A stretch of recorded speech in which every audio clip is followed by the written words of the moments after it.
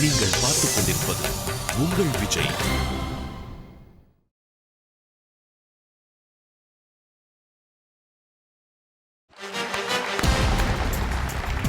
Welcome to Aachi Masala Neeya Naana powered by எல்டிஆ, co-presented by Sunland Refined Sunflower Oil. அனைவருக்கும் கோபிநாத்தின் அன்பு வணக்கம்.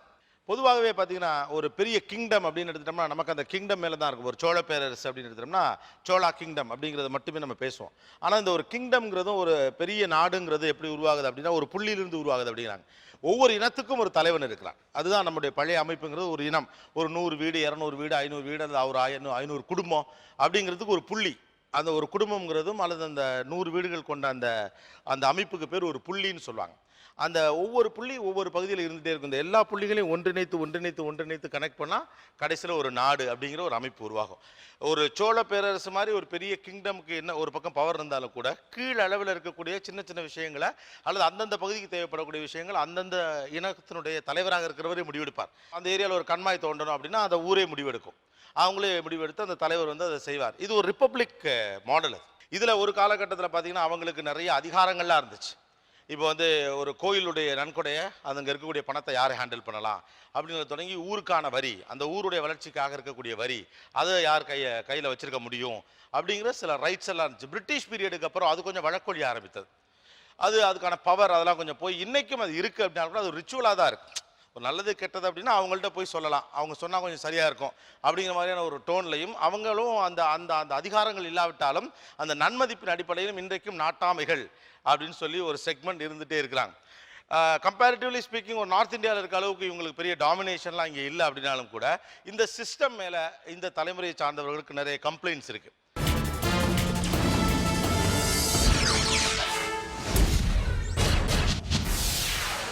நமக்கு தெரிஞ்ச வரைக்கும் நம்முடைய இளைய தலைமுறைக்கு நமக்கு நாட்டாம ஊர்க்கூட்டம் இதுக்கெல்லாம் ஒரே ரூட் வந்து நமக்கு தெரிஞ்ச சினிமா தான். நான் ஃபர்ஸ்ட் கொஸ்டின் இந்த பக்கம் பேச விரும்புறது என்ன அப்படின்னா, நாட்டாம அப்படின்ன உடனே உங்களுக்கு ஃபர்ஸ்ட் வரக்கூடிய ஒப்பீனியன் அல்லது உங்களுக்கு ஒரு இம்ப்ரெஷன் இருக்கும்ல, அது என்ன? பஞ்சாயத்து பண்றவர். அதான் மனசுல ஃபர்ஸ்ட் ஒன்று தோணும். வெள்ளை வேட்டி சட்டை கட்டிட்டு கம்பீரமா இருப்பார். ஓகே, வெள்ளை வேட்டி சட்டை கட்டிட்டு கம்பீரமா இருப்பார். ஓகே, வில்லேஜ் ஜஸ்டிஸ்க்கு அவர் தான் ஹெட். ஓகே, 4 பேர் சேர்த்துக்கிட்டு அதிகாரம் பண்ற மாதிரி தோணும். ஓகே, 4 பேர் சேர்த்துக்கிட்டு அதிகாரம் பண்றவர். ஓகே, நல்லதோ கெட்டதோ அவரு கண்டிப்பா முதல்ல நிப்பார். நல்லதோ கெட்டதோ முன்னால வந்து நிப்பாப்ல. அதான். ஓகே, அவங்க கிட்ட சொன்னா அது நம்மளுக்கு தீர்வு கிடைக்குமா அப்படின்ற ஒரு அபிப்பிராயத்துல தான் போவோம். ஓகே, ஓகே, இவங்கள்ட்ட சொன்னா தீர்வு கிடைக்கிற மாதிரி ஒரு அபிப்பிராயம் இருக்கு அவங்க மேல. கிராமத்தோடைய எல்லா சொத்துவைகளும் அவங்க தான் கையகப்படுத்துவாங்க. கிராமத்துடைய எல்லா சொத்துக்களையும் கையாளுகிறவர்கள். அவர் கட்டுப்பாடுல தான் இருக்கும் எல்லாமே. ஓகே, வேற? கோயில் உள்ள எல்லா பொறுப்பும் அவங்ககிட்ட தான் இருக்கும். அரசியல்ல இல்லாமே அரசியல் பண்ணுவாங்க. அரசியல்ல இல்லாமலே அரசியல் வெள்ளை வேட்டி வெள்ளை சட்டை போட்டு அரசியல் பண்ணுவாங்க. ஓகே, அரசாங்கத்துக்கு மக்களுக்கு இடையில ஒரு கனெக்டிவா வந்துட்டு. ஓகே, மக்களுக்கு இப்படிதான் இருக்கணும் அப்படின்னு சொல்லி ரூல்ஸ் சொல்றாங்க. ஏதாவது ஒரு திங்ஸ் நடக்குது அப்படின்னா நீங்க இந்த இடத்துல இப்படிதான் பிஹேவ் பண்ணணும் அப்படின்னா ஊருக்கு வந்து பனிஷ் பண்ணுவாங்க. அந்த மாதிரி தாட் வரும். நாட்டாமனா இந்த மாதிரி ஓகே, கொஞ்சம் பனிஷ் பண்றதுக்கான கெபாசிட்டி உள்ளவங்க. ஓகே, வேற? ஒரு விஷயம்னா அது போலீஸ்க்கு போறதுக்கு முன்னால அவங்களுக்கு கண்டிப்பா தெரிஞ்சிருக்கும். ஓகே, ஒரு போலீஸ்க்கு போறதுனால அவங்களுக்கு அது கண்டிப்பா தெரிஞ்சிருக்கும். சட்டமும் எதுக்கு போறதுக்கு முன்னாலயுமே அவங்களுக்கு கண்டிப்பா தெரிஞ்சிருக்கும். அதுக்கப்புறம் தான் ஊர்ல ஏதாவது சாவு இருந்துச்சுன்னா முதல்ல வந்து நிப்பாங்க. முதல்ல சாவு கெட்டதுன்னா முதல்ல நிப்பாங்க. இதெல்லாம் இவங்களுடைய ஒப்பீனியன். ஆனா ஒரு நாட்டாமையாக இருக்கிறவர் அந்த இமேஜை மெயின்டைன் பண்றதுக்காகவே என்னென்ன தோரணை எல்லாம் செய்ய வேண்டியிருக்கு. ஒரு பொது இடத்துல வந்து தவறான பழக்கத்துல இருந்து தவிர்த்துக்கிறது வந்து நாட்டாமையோட பொறுப்பு. ஓகே, ஒரு பொது இடத்துல கொஞ்சம் ரொம்ப கவனமா இருக்கணும். வேற? கழுத்துல செயின் போடணும். கழுத்துல செயின் போடணும். ஒரு ஒயிட் அண்ட் ஒயிட் வேட்டி சட்டை கட்டணும். ஒயிட் அண்ட் ஒயிட் வேட்டி சட்டை கட்டணும். அதே மாதிரி பார்த்தீங்கன்னா அவங்க வசதி இல்லைனாலும் பரவாயில்ல, ஒரு காரோ ஒரு வண்டியில போகணும். ஒரு வண்டி இருக்கணும். ஒரு மரியாதை இருக்கும். ஓகே, வேற? நடை உடை பாவனையில் என்னென்ன மெயின்டைன் பண்ணணும் சார்? பொதுமக்களுடைய அபிப்பிராயம் அவங்க பெற்றிருக்கணும்.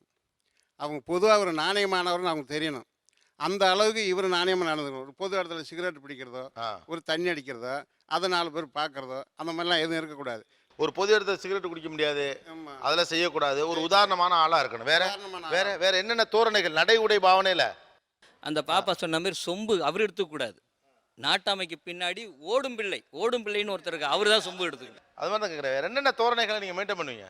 நாட்டாமன்னு எடுத்துக்கிட்டாலே காலையில் விழிச்சு எழுந்திருக்கிறதுல இருந்து நிறைய ஒப்பனைகள் பண்ண வேண்டியிருக்குது. நிறைய ஒப்பனைகள் ஒப்பனைகள் இருந்தால் தான் நாட்டாமை. நம்ம வீட்டை கடந்து போகும்போது பக்கத்து வீட்டில் இருக்கிற முனியம்மாவோ ராணியோ நான் வரணுறதை தெரிஞ்சுக்கிறதுக்கு எனக்குன்னு ஒரு குரல் இருக்குது. ஒரு குரல் இருக்கு சூப்பர். அப்பதான் அதை வந்து கணிக்கணும். அப்போ நாட்டாம வராருன்றதை அவங்க முடிவு கட்டிக்கின்னு காலம் மடக்கிறதோ இல்லை ஏந்து நிற்கிறதோ அவங்க வயசுக்கு தகுந்த மாதிரி செய்ய வைக்க வேண்டியது நாம தான். சூப்பர். அதுக்குன்னு அவங்க வந்து மடக்கணும்னாலும் நினைக்க மாட்டாங்க. குரலை கண்ட உடனே நாட்டாமக்கார் வந்துட்டாரு காலம் மடக்கணும், அதுக்கான வேலையை செய்யறது நாங்க தான். சூப்பர். அவர் துண்டை மடிச்சு பிடிச்சிருக்கிறதுலே ஒரு லாபகம் இருக்கு. அப்படி திருத்தமா சும்மா டபக்குன்னு மடிச்சு வைக்காம கசங்காம அது அழகா பிடிச்சு. எஸ், அதுதான் கேக்குறேன். இந்த துண்டு இது வந்து ஒரு நாட்டாமைக்கான அடையாளம் தான். அதுவும் ஒரு கிராமப்புற நாட்டாமைக்கான அடையாளம் தான். அடையாளம். நீங்க பீச் பண்ற மாதிரி தான் எங்களுடைய குரலும். ஒரு தொன்னமா பேசுற ஆளுகிட்ட வந்து ரொம்ப எகிரி பேசுவோம். இவன் அடங்கவே மாட்டான்ற கிட்ட நாங்க இறங்கி அவனை வந்து எங்க பக்கத்துல சாய்ப்போம். ஆக மொத்தத்தில் அவங்களோட கவனம் முழுக்கவே எங்க பேச்சை கேட்க வேண்டியதற்காகவே பல காரியங்களை பண்ணுவோம். ஓகே. ஸோ உங்க பேச்சை கவனிக்கக்கூடிய அளவு இருக்கணும். உங்க பேச்சு இருக்கணும். ஓகே. நீங்க எந்த ஊரு? விழுப்புரம் மாவட்டம் கண்டமங்கலம் ஒன்றியத்து கொடுக்கூர் கிராமம். ஓகே, சூப்பருங்க, அழகா சொன்னாருங்க. ஒரு கூட்டத்தில் பேசும்போது என்ன பிரச்சனை இருந்தாலும் நம்ம சத்தம் ஒரு நிப்பாட்டணும். ஆமாம். எந்த அதுக்கடுத்து நம்ம பேசுகிறத அடுத்து பேசுகிறானா தான் பேசணும். ஓகே. அது எப்படி நிப்பாட்டுன்னு சொல்லுவீங்க? பேச்சு நிப்பாட்டு, நான் பேசுகிறேன், யார் சொன்னதை பேசு அப்படின்னு சொல்லுவோம். ஓகே. அதான் நாட்டாமையா இருக்கிறதுக்கான என்னென்ன தோரணைகள் இருக்கு சார்? ஒரு 1960 வாக்கில் எங்கள் அப்பா நாட்டாமல் இருந்தார் சார். அவங்க அப்போல்லாம் வந்து தோல் செருப்பில் தான் வந்து அவங்க செருப்பு போடுவாங்க. செருப்பு போடும்போது அதில் முந்திரி பயிர் ஆணி மாதிரி இருக்கும் கீழே. அந்த செருப்புனா ஒரு 3 அங்குலம் உயரம் இருக்கும். அந்த செருப்பு போட்டு வரும்போதே கிட்டத்தட்ட ஒரு 50 அடி அந்தாண்டையே அந்த செருப்பு சத்தம் கேட்கும். சறுக்குன்னு கேட்கும். வராரு கோபாலப்படியாச்சு நாட்டாமல் வராரு. ஒதுங்கிட்டு அவர் எதாவது நம்மளை பார்த்து தப்பாக நினச்சிட போகிறாரு. ஒதுங்கணும்டா. வேற பக்கத்தில் நாட்டாமைக்காரர்களுக்கான தோரணை கூண்டு வண்டி வச்சுக்கணும் சார். கூண்டு வண்டி இல்லை லேக்லா வண்டி வச்சுக்கணும் சார். கூண்டு வண்டி இல்லை லேக்லா வண்டி. ஆமாம். அந்த மாட்டுக்கு வந்து வார் சலங்கை கட்டியிருப்பாங்க. வார் சலங்கன்னா சல் சல் சல் சல்னு சத்தம் கேட்கும், சவுண்டு கேட்கும். அந்த வண்டி வருதுனாலே நாட்டாமை வண்டி வருதுங்கிற மாதிரி. அடுத்து என்னென்னு கேட்டிங்கன்னா, பஞ்சாயத்து நடக்கிற இடத்துல அவருக்குன்னு ஒரு கல் போட்டிருக்கோம். அந்த கல்லில் தான் அவர் உட்காருவார். கோயிலில் இப்போ நடக்குதுன்னா அந்த கல்லில் தான் அவர் உட்காரு. அதை வந்து அவர் மெயின்டைன் பண்ணுவார். எங்கே இருந்தாலும் அந்த இடத்துல வந்து உட்காந்து அவருடைய கெத்து அப்படி கம்பீரமாக உட்காருவார். ஓகே. வேற நாட்டாமை செய்கிறவர்களின் நாட்டாமைக்காரர்களின் தோரணை. சப்போஸ் இப்போ வந்து நம்ம தனியாக வரணும்னா ஒரு புல்லட்டில் வரணும். புல்லட். ஆமாம். இப்போ பழைய மாதிரி அந்த வண்டியெலாம் இப்போ இல்லை. புல்லட்டில் வந்தால் நம்ம ஒரு தனி மனிதர் அவர் வராரு நாட்டமாக வராரு அப்படின்னு அவருக்குன்னு ஒரு பீட் வச்சிருப்பாப்புல வண்டியில். அந்த மாதிரி வர்றது டியூன் பண்ணி வச்சிருப்பாங்க. சவுண்ட். ஆமாம், சவுண்ட் கொஞ்சம் நல்லா பீட்டு நல்லா இருக்கும். இவங்க வண்டி வருது அப்படின்னு அவங்க தெரிஞ்சுக்குவாங்க ஈஸியாக. ஓகே. வேற சூப்பர். இதான் அழகு. இப்போ எங்கள் அப்பா பேர் வந்து எம்ஆர் வெள்ளைச்சாமி, கோயில்பேட்டில் இருக்கிறாரு. நான் கோயில்பேட்டி வீரலட்சுமியோட மருமகன் நான். இப்போ எங்கள் அப்பா எப்படி அந்த ஸ்டைலை மெயின்டைன் பண்ணுறாரு அப்படின்னா, எங்கள் அப்பாவுக்கு பேரே வெள்ளைச்சாமி. அவர் அந்த பேருக்கு தக்கன எப்பயும் ஒயிட் வேஷ்டி, ஒயிட் ஷர்ட்டு, செப்பல் முதற்கொண்டு ஒயிட்டு தான் வச்சுருப்பாங்க. மொபைலும் ஒயிட் மொபைல் தான் வச்சுருப்பாங்க. கர்ச்சீஃப் எல்லாமே ஒயிட்டாக தான் இருக்கும். ஓகே. காரும் ஒயிட்டு. ஓகே. நல்ல வேளை கருப்பசாமின்னு பேர் வச்சிருந்தா என்ன இருக்கும்? எல்லாமே கருப்பு ஃபோன், கருப்பு கார். பட் ஒரு ஐடென்டிட்டி தேவைப்படுது. ஓகே. ஐடென்டிட்டியாக அதை கீப் அப் பண்ணுவாங்க. எஸ். ஒரு நாட்டாமனா என்னென்ன பொருள் வச்சிருக்கணும் பொதுவா? இப்போ எங்கள் மாமா நாட்டாமே தான் இருக்காங்க. அவங்க கையில் ஒரு காப்பு போட்டிருப்பாங்க. கையில் ஒரு காப்பு. அப்புறம் கண்டிப்பாக நாட்டாமல் வந்து எல்லாரும் இவர் வச்சிருக்கும் போது துண்டு வச்சுருப்பாங்க. துண்டு. அடுத்து வந்து அவர் ஸ்ட்ரீட்டில் நடந்து போகிறாருன்னா அவர் யாராச்சும் எது பேசினாரோ நின்று பேச மாட்டார். அவர் நடந்துகிட்டே தான் இருப்பாங்க. நம்ம கூட போய் நடந்து போய் பேசணும். அவர் அதிகமாக பேச மாட்டார். என்ன மேட்ரு, என்ன பொருள் அவர் பேசினார் ஒரு வார்த்தை அதுல வந்து பாயிண்டாக இருக்கும். அந்த பலவலன்னு பேச மாட்டார். அவர் பேச வந்து பாயிண்ட் மட்டும் தான் இருக்கும். ஆனால் இது ரொம்ப முக்கியமான விஷயம். அவர் பேசிட்டு போறாருன்னா அவரை கூட பேசிட்டு மாட்டார். ஒரு சின்ன பிரேக் எடுத்துக்கலாம். நாட்டாமைக்காரர்கள் கிராமத்துடைய முக்கியமான மனிதர்களாக இருக்கக்கூடிய அவங்களுடைய சிஸ்டம் எப்படி இருக்கு, இளம் தலைமுறையை சேர்ந்தவர்கள் அதை எப்படி பார்க்கிறார்கள்? Powered by எல்டிஆ, கோ-பிரசன்டட் by Sunland refined sunflower oil.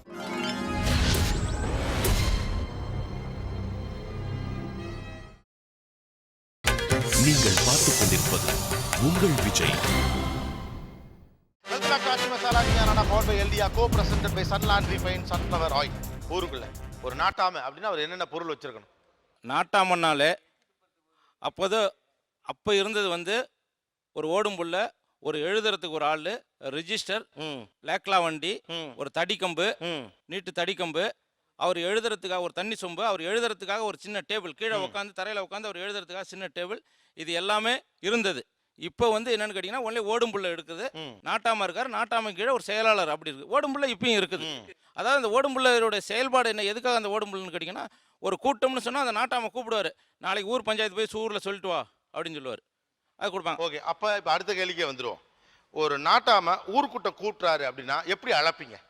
அதான் ஓடும் புள்ளைய கூப்பிட்டு அனுப்பிச்சு, நீ போய் உடனே போய் நாளைக்கு இந்த மேட்ரு என்ன எதுக்காக பஞ்சாயத்தோ அந்த பஞ்சாயத்தை சொல்லி எல்லார்ட்டையும் ஒரு வீடு இல்லாமல் சொல்லிட்டு வான்னு சொல்லுவார். வீடு வீடா போய் சொல்லணும். வீடு வீடா போய் அந்த ஓடும்புள்ள அதுக்காக தான் அது.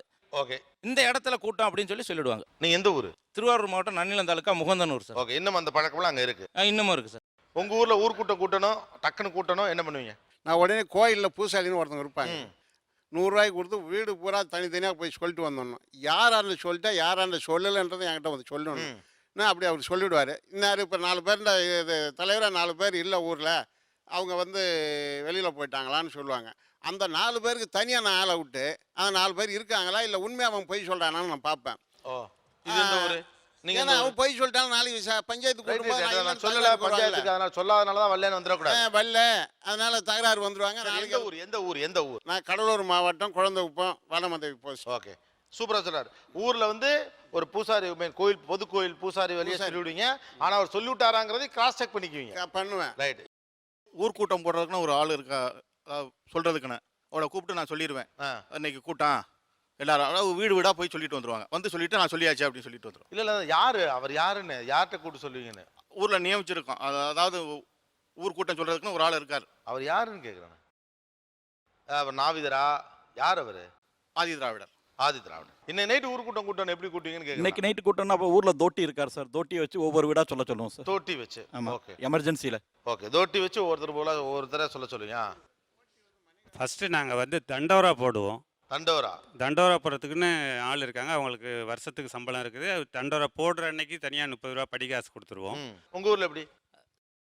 அவசரமாக ஒரு கூட்டம் கூட்டணுன்னா அந்த ஓடும் பிள்ளையோ இல்லை தலையாரின்னு சொல்லுவோம் நம்ம.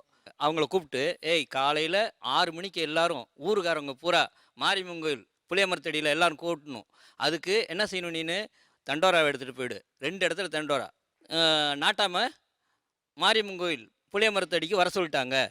பொதுவாக அந்த ஒரு தண்டோரா ஒரு நாட்டாமல் வீட்டில் கொண்டு வந்து மாட்டிட்டு வர அந்த தலையாரின்றவர் அந்த ஊருக்காக ஒரு தண்டோரா இருக்கும். அவர் வந்து தண்டோரா ஊரை பூரா போட்டுட்டு இன்றைக்கி காலையில் கூட்டம் எல்லாரும் தவறாமல் கோயிலுக்கு வந்துன்னு சொல்லிட்டு அந்த தண்டோரா வந்து நாட்டாமல் வீட்டிலே கொண்டு வந்து மாட்டிடுவார். சரி, ஓகே. உங்கள் ஊரில் எல்லாம் எப்படி? உங்கள் ஊரில் எப்படி ஊர்க்கூட்டம் கூட்டுறதுன்னா எப்படி கூட்டுவீங்க? எங்கள் கிராமத்தில் தலையாரின்னு ஒருத்தர் இருப்பார், அவரை கூப்பிட்டு தண்டோரா போட சொல்லிடுவோம். தலையாரியை கூப்பிட்டு தண்டோரா கிராம தொழிலாளி, சலவை தொழிலாளி, நாவித தொழிலாளி அவங்கள கூப்பிட்டு நாளைக்கு இரவு 8 மணிக்கு ஒரு பொதுக்கூட்டம் கோயில் அருகாயில் வந்துருங்கன்னு அவளை வீடு வீடாக சொல்லிடுவாங்க. ஸோ நாவிதர் இல்லை சலவை தொழிலாளி 2 பேரும் தொழிலாளிங்க தான் கிராமத்தில். 2 பேரும் வீடு வீடாக போய் சொல்லிடுவாங்க. பொது ரேடியோ இருக்குது கோயிலில், ரேடியோவில் மைக்கில் அனௌன்ஸ் பண்ணிவிடுவோம் நாளைக்கு நைட்டு 8 மணிக்கு ஊருக்கு பொதுக்கூட்டம் அப்படின்னு. ஓகே. எங்கள் ஊரில் வெட்டியான விட்டு தண்டோரா போட சொல்லுவோம். ஓகே, வெட்டியான விட்டு தண்டோரா போடுவீங்க. சார் எங்கள் கிராமத்துலலாம் பார்த்தீங்கன்னா தகவலை 2 வழியாக பரிமாறுவோம் சார். அதை முதல்ல வந்து வாரியார்னு ஒருத்தவங்க வச்சுருப்போம். அந்த வாரியார்ன்றவர் வீடு வீடாக போய் ஒவ்வொரு நபரும் தனி நபருக்கும் சொல்ல வேண்டியவர். ஓகே. இன்னொரு நபர் வச்சுருப்போம், பஞ்சாயத்தில் ஒரு முக்கியமானவர் வச்சுக்கலாம். அவங்க வந்து பஞ்சாயத்துக்கு உட்பட்ட ஒரு 12 பேர் இல்லை ஒரு 16 பேர், அது ஒரு கவுண்டிங் இருக்குது. அதுக்கு உண்டானவங்கள அந்த நேரத்துக்குள்ளே தகவலை சொல்லி திருப்பி மற்றவங்களுக்கு தெரிவித்ததுக்கான தகவல் வந்து எங்ககிட்ட சொல்லுவார். 2 முறையில் தகவலை பரிமாறுவோம். ஊருக்கு தோட்டின்னு இருப்பாங்க சார், அந்த தோட்டியை விட்டு ஒவ்வொரு தெரு முக்கில் இருந்தும் தண்டோரா போட சொல்லுவோம். ஓகே. அப்போ ஒரு சேவை ஒருத்தரை தான் அனுப்புறீங்க. அது ஓடும் பிள்ளையோ அல்லது வந்து ஒரு நாவிதரோ யாரோ ஒருத்தர் தான் அனுப்புறீங்க. அவர் எப்படி கூப்பிடணும்? எப்படி அவங்க கூப்பிடணும்? கூப்பிடுகிறவர்கள் எப்படி கூப்பிடணும்? ஊர் பொதுமக்கள்லாம் வந்து தலையாளி மூலிமா சொல்லி அனுப்பிச்சிடுவாங்க. சொல்லி அனுப்பிச்சிட்டு அவங்க தண்டோரா போட்டு இது மாதிரி ஊர் பொதுமக்கள்லாம் வந்து இல்லை, எனக்கு அந்த தண்டோரா போட்டு அவங்க எப்படி கூப்பிடணுங்கிறது யாராவது சொல்ல முடியுமா? கீழே கொடுங்க. இங்கே ஒரு 10 பேர் அங்கே நிற்கிறாங்க, ரைட்டா? நாட்டாம எப்படி கூப்பிடுவாரு அப்படின்னா கூப்பிட்ற மெத்தட் ஒன்று இருக்குல்ல, அதே மாதிரி தலையாரியோ அல்லது நாவிதரோ சலவை தொழிலாளியோ வேற யாரோ கூட தண்டோரா போட்டு கூப்பிடுறாங்களே ஊரை, அது எப்படி கூப்பிடணும்னு கேட்குறேன்.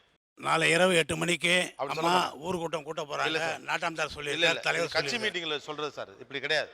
இதனால் தெரிவிப்பது என்னவென்றால் பக்கிரிமானியம் கிராமத்தில் உள்ள மாரியம்மன் கோயில் எல்லா இடத்துலையும் சொல்கிறாங்க. வரி வேற எல்லாம் சொல்லுவாங்க, ஐயா சாமி அப்படின்னு ஏதோ ஒன்று சொல்லுவாங்கல்ல, அதுலேருந்து ஏன் தொடங்கவே மாட்டேங்கிறீங்க? பெருவாரியான இடத்துல நாவிதர்கள் அல்லது சலவை தொழிலாளிகள் தான் இந்த பணிக்கு பயன்படுத்தப்படுறாங்க. அவங்க பேசுகிற மொழியை நீங்கள் பேசவே தயங்குறீங்க, அதான் உண்மை. ஏன்னா உங்களுக்கு எடுத்தோடனே ஐயா அப்படின்னு அவர் சொல்லி ஓப்பன் பண்ணுறாருல, அதை சொல்லவே கூச்சமாக இருக்கு. கிராம பொது சாவடி கட்டுவதற்காக கூட்டம் கூட்டப்பட்டுள்ளது, எல்லா சாமிகளும் வந்து சேருங்க அப்படின்னு சொல்லி எல்லா சாமிகளும் வந்து சேருங்க. தென் அவங்க வந்து அவங்க வச்சிருப்பாங்க, ஒரு கறி வச்சிருப்பாங்க, அந்த எல்லா சாமிகளும் வந்து சேருங்க, வேற சேருங்க. அந்த தகவலை வந்து சார் அவன் சொல்கிறவன் வந்து புரிஞ்சும் புரியாமல் தான் சொல்லுவான், அது ஒரு ஓசையாக சொல்லுவான். இதனால் சகலமானவர்களுக்கும் தெரிவிக்கிறது என்னென்னா, மேட்டுப்பட்டி குமரசாமி பையன் செஞ்ச தவறுக்காக இன்னைக்கு கூட்டம் கோயிலில் கூடுதுங்கோ அப்படின்னு முடிப்பாங்க. கூடுதுங்கோ. இல்லை நீங்கள் கரெக்டாக தான் சொன்னீங்க சார். ஒரு நிமிஷம் பதட்டப்படாதீங்க. நம்ம இதை வந்து உங்களை நெருக்கடிக்கு உட்படுத்தலை. இவங்க மேலே ஒரு குற்றச்சாட்டும் இருக்கு உங்களுக்கு இல்லையா? உங்களுடைய குற்றச்சாட்டு என்ன இந்த நாட்டாமைகள் குறித்து? நீங்கள் ரொம்ப நாளாக இவங்க மேலே மைண்டில் இவங்களை பார்த்தா அதை கேட்கணும்யா, இந்த தப்பு பண்ணுறாங்க இவங்க அப்படிங்கிற மாதிரி உங்களுக்கு தோணும்ல, என்ன குற்றச்சாட்டு? இப்போ ஹஸ்பண்ட் டார்ச்சர் பண்றாரு, அதை வந்து அப்பா அம்மா கிட்ட சொல்றதே கொஞ்சம் தான். ஏன்னா அவங்க மனசு கஷ்டப்படுன்னு சொல்றதே கொஞ்சம் தான். சரி. அண்ட் தேர்ட் பர்சனா நாட்டாமன் வந்து பஞ்சாயத்து பண்ணும்போது 4 பேர் சபையில எப்படி அவங்களால சொல்ல முடியும் மனசு விட்டு? என் ஹஸ்பண்ட் இந்த மாதிரி ஒரு பிரச்சனை சொன்னா ஹஸ்பண்டுக்கும் அசிங்கம், பிறந்த வீட்டுக்கும் அசிங்கம், எல்லாருக்கும் அசிங்கம். ஒரு பக்கம் எப்படி அவங்க மனசு விட்டு சொல்ல முடியும்? உங்களோட வசியக்கூடிய எங்கள்கிட்டயே அதை சொல்கிறதுக்கு நீங்கள் வெக்கப்பட்டீங்கன்னா நீங்கள் காவல்துறையிலையோ அல்லது ஜட்ஜிக்கு முன்னாடி வழக்கறிஞர்கள்ட்ட எல்லாம் நீங்கள் எப்படி சொல்லுவீங்க? காவல்துறைன்னு போகும்போது மகளிர் போலீஸ்னு ஒருத்தவங்க இருக்காங்க, அவங்க கிட்ட நாங்கள் ஃப்ரீயாக பேசுவோம். ஜட்ஜுன்னு போகும்போது கவுன்சிலிங்க்குன்னு அனுப்புவாங்க, அவங்க கிட்ட நாங்கள் ஃப்ரீயாக பேசுவோம். ஜென்ஸ் நீங்கள் உங்ககிட்ட நாங்கள் எப்படி ஃப்ரீயாக பேச முடியும்? ஒரு பொண்ணா இருந்து எப்படி ஃப்ரீயாக பேச முடியும்? வந்து பொது சபையில் வந்து பேசுறதில்ல, ஒரு 2-3 பேர் வச்சு அவங்களுக்குள்ளே தான் வச்சு, அதனால் ஊரை பூரா கூட்டி இந்த இதுகளை வந்து பண்ணுறதில்ல. உங்கள் மனைவிமார்கள் கிட்ட நீங்கள் சொல்வீங்க இந்த மாதிரி இந்த பிரச்சனைக்காக நான் போகிறேன்ட்டு, சொல்வீங்களா மாட்டிங்களா? சொல்லி முடிச்சுட்டு இந்த பிரச்சனையை வந்து நான் இப்படி பேசி தீர்த்துட்டு வந்தேன் நீங்கள் பெருமையாக சொல்லுவீங்க. உங்கள் மனைவிமார்கள் பக்கத்தில் இருக்கவங்க அக்கத்தில் இருக்கவங்கன்னு சொல்லுவாங்க, இந்த மாதிரி அவங்க பொண்ணு அவங்க பையன் இந்த மாதிரி பண்ணிடுச்சா எங்கள் வீட்டுக்காரர் போய் தீர்த்துட்டு வந்தாரு பெருமையாக சொல்லுவாங்க. எங்கள் குடும்ப விஷயம் ஊர் முழுக்க தெரியும், அதுக்கு நாங்கள் ஆசைப்படல, எங்களுக்கு இஷ்டம் இல்லை. அவங்க வீட்டில் சிக்கல் இருக்குன்னு அவங்க வந்து தீருன்னு சொல்கிறதுனால தான் நாங்கள் அதை தீர்க்க போகிறோம்.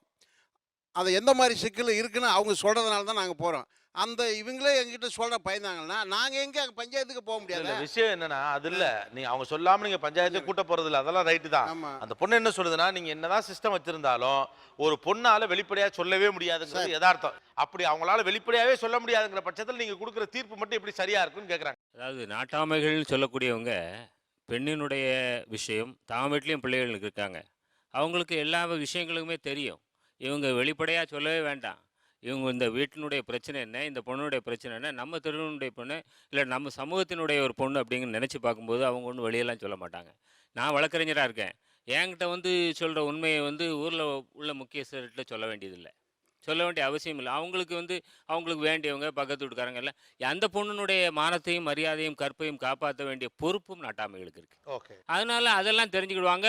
அவங்களோட அனுபவம் சார்ந்தும் இது போன்ற பல வழக்குகள் சார்ந்தும் அவங்க பார்த்துருக்கிறதுனால அவங்களுக்கு எளிதாக விளங்கும். புரியுங்கிறீங்க? புரியும். நீங்கள் எப்படி தீர்ப்பு கொடுப்பீங்க? கடினமான ஒரு செயல் சார் இது. இதை வந்து நாங்கள் எடுப்பில் இதுக்கான தீர்ப்புகளை நாங்கள் வழங்குறது கிடையாது. அவங்களுடைய மூமெண்ட்டு, அவங்க அந்த தகவலை வந்து இது மாதிரி குற்றம் நடந்துருக்குதுன்னு ஒளிவு மறைவாக சொல்கிற அந்த விஷயங்களை அவங்க நடவடிக்கையும் அதுக்குண்டான ஆளோட நடவடிக்கையும் கவனித்து அதுக்கு பின்னால் வர நிகழ்வுகளுக்கு அடிப்படையில் தான் சார் அதுக்கான தீர்ப்பு நாங்கள் ஓகே. ஸோ அவங்க சொல்கிறத மட்டும் வச்சு அதை முடிவு எடுக்கிறதில்ல. ஓகே, இந்த காலத்தில் பொருந்துமா நாட்டாமைகளின் தீர்ப்பு? சந்திக்கலாம் ஒரு சிறிய இடைவெளிக்கு பிறகு. இது ஆச்சி மசாலா நியானா பவர்ட் பை எல்டியா, co presented by Sunland refined sunflower oil.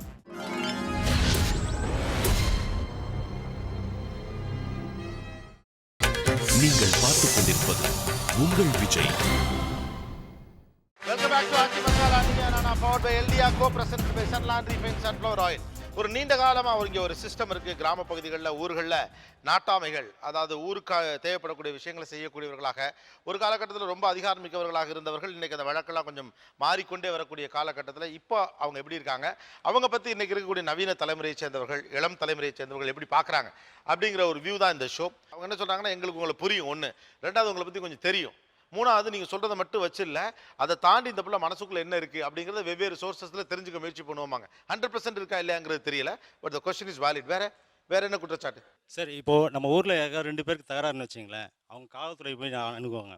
அப்போ போய் எஃப்ஐஆர் ஃபைல் பண்ணுறதுக்காக போகும்போது அவங்க என்ன பண்ணுவாங்க, எஸ்ஐ வந்து டேரக்டர் நாட்டாமைக்கு ஃபோன் பண்ணி இது மாதிரி 2 பேர் வந்திருக்காங்க, பிரச்சனையாக இருக்குது, இவங்க என்ன வேணும், அப்போ சொல்லுவாங்க இவங்க வந்து நம்மளோட ஆள், நீங்கள் பண்ணாதீங்க. யார் நியாயம் கேட்டு போனாங்களோ அவரை உள்ளே உட்கார வச்சுட்டு இன்டெஸ்ட் ஆகிடும். இது என்னோட காலகாலம் நடந்துட்டு வந்திருக்கு. அதாவது புதுசாக வந்திருக்கிற எந்த ஒரு இன்ஸ்பெக்டருக்கும் எந்த ஒரு எஸ்ஐக்கும் வந்து நம்ம கிராமத்தை பற்றி தெரியாது. அவங்க வந்து கேட்பாங்க, நாட்டாமைக்கு ஃபோன் பண்ணி கேட்பாங்க. நம்ம வந்து மேக்ஸிமம் ஸ்டேஷனுக்கு நேராகவும் கூப்பிடுவாங்க. நான் 2-3 பிரச்சனைகளுக்காக ராத்திரி 12 மணிக்கு கார் எடுத்துகிட்டு போயிருக்கிறேன். ஆனால் நாங்கள் வந்து அந்த இடத்துல வந்து பாரபட்சம் பார்ப்போம். பாரபட்சம் பார்க்க மாட்டோம். இன்னொன்று வந்து என்ன அப்படின்னா, மேக்ஸிமம் வந்து இண்டிவிஜுவலும் பாதிக்கக்கூடாதுன்னு தான் நினைப்போம். யாராவது ஒருத்தன் தெரியாமல் முதல் தடவை தப்பு செஞ்சுருக்கலாம். பரம்பரை யாருமே தப்பு செய்கிறது கிடையாது. முதல் தடவை தெரியாமல் தப்பு செஞ்சுருக்கலாம். அந்த மாதிரி செஞ்சு ஒருத்தனை தூக்கி உள்ளே வச்சாங்க. ராத்திரி 12:30 மணிக்கு இன்ஸ்பெக்டர்கிட்ட போய் நான் போய் பேசி அவரை கூப்பிட்டு வந்திருக்கிறோம். இவங்க சொன்னதாக செய்வாங்க, இவங்க சொன்னதாக வேறு எதுவும் செய்யவே மாட்டாங்க. போலீஸ் வந்து பஞ்சாயத்து தலைவர் பொலிட்டிக்கல் யாருனா இருந்தால் அவங்கள மட்டும்தான் கேட்பாங்களே ஒழிஞ்சு ஊர் நாட்டாமையை கேட்கறது கிடையாது.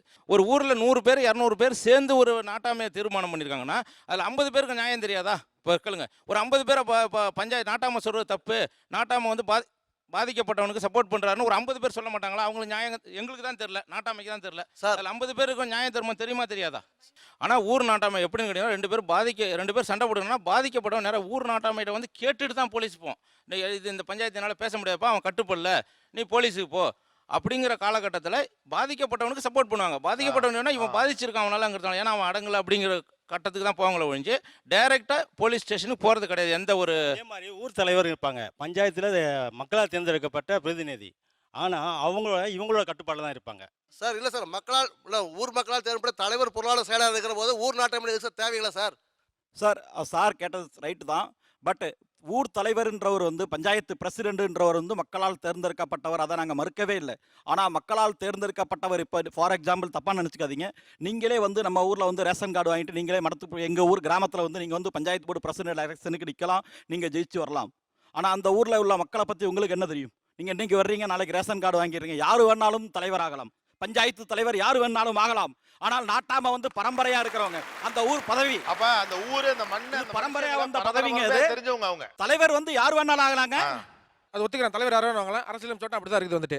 ஆனால் இதுவே வந்து ஒரு தாழ்ந்த சமுதாயத்தை சேர்ந்த ஒரு தலைவர் ஆனாருன்னா இந்த நாட்டாமையும் கொஞ்சம் ஒதுக்கி பார்க்குறாங்க வந்துட்டு. இது வந்து நடந்திருக்குது.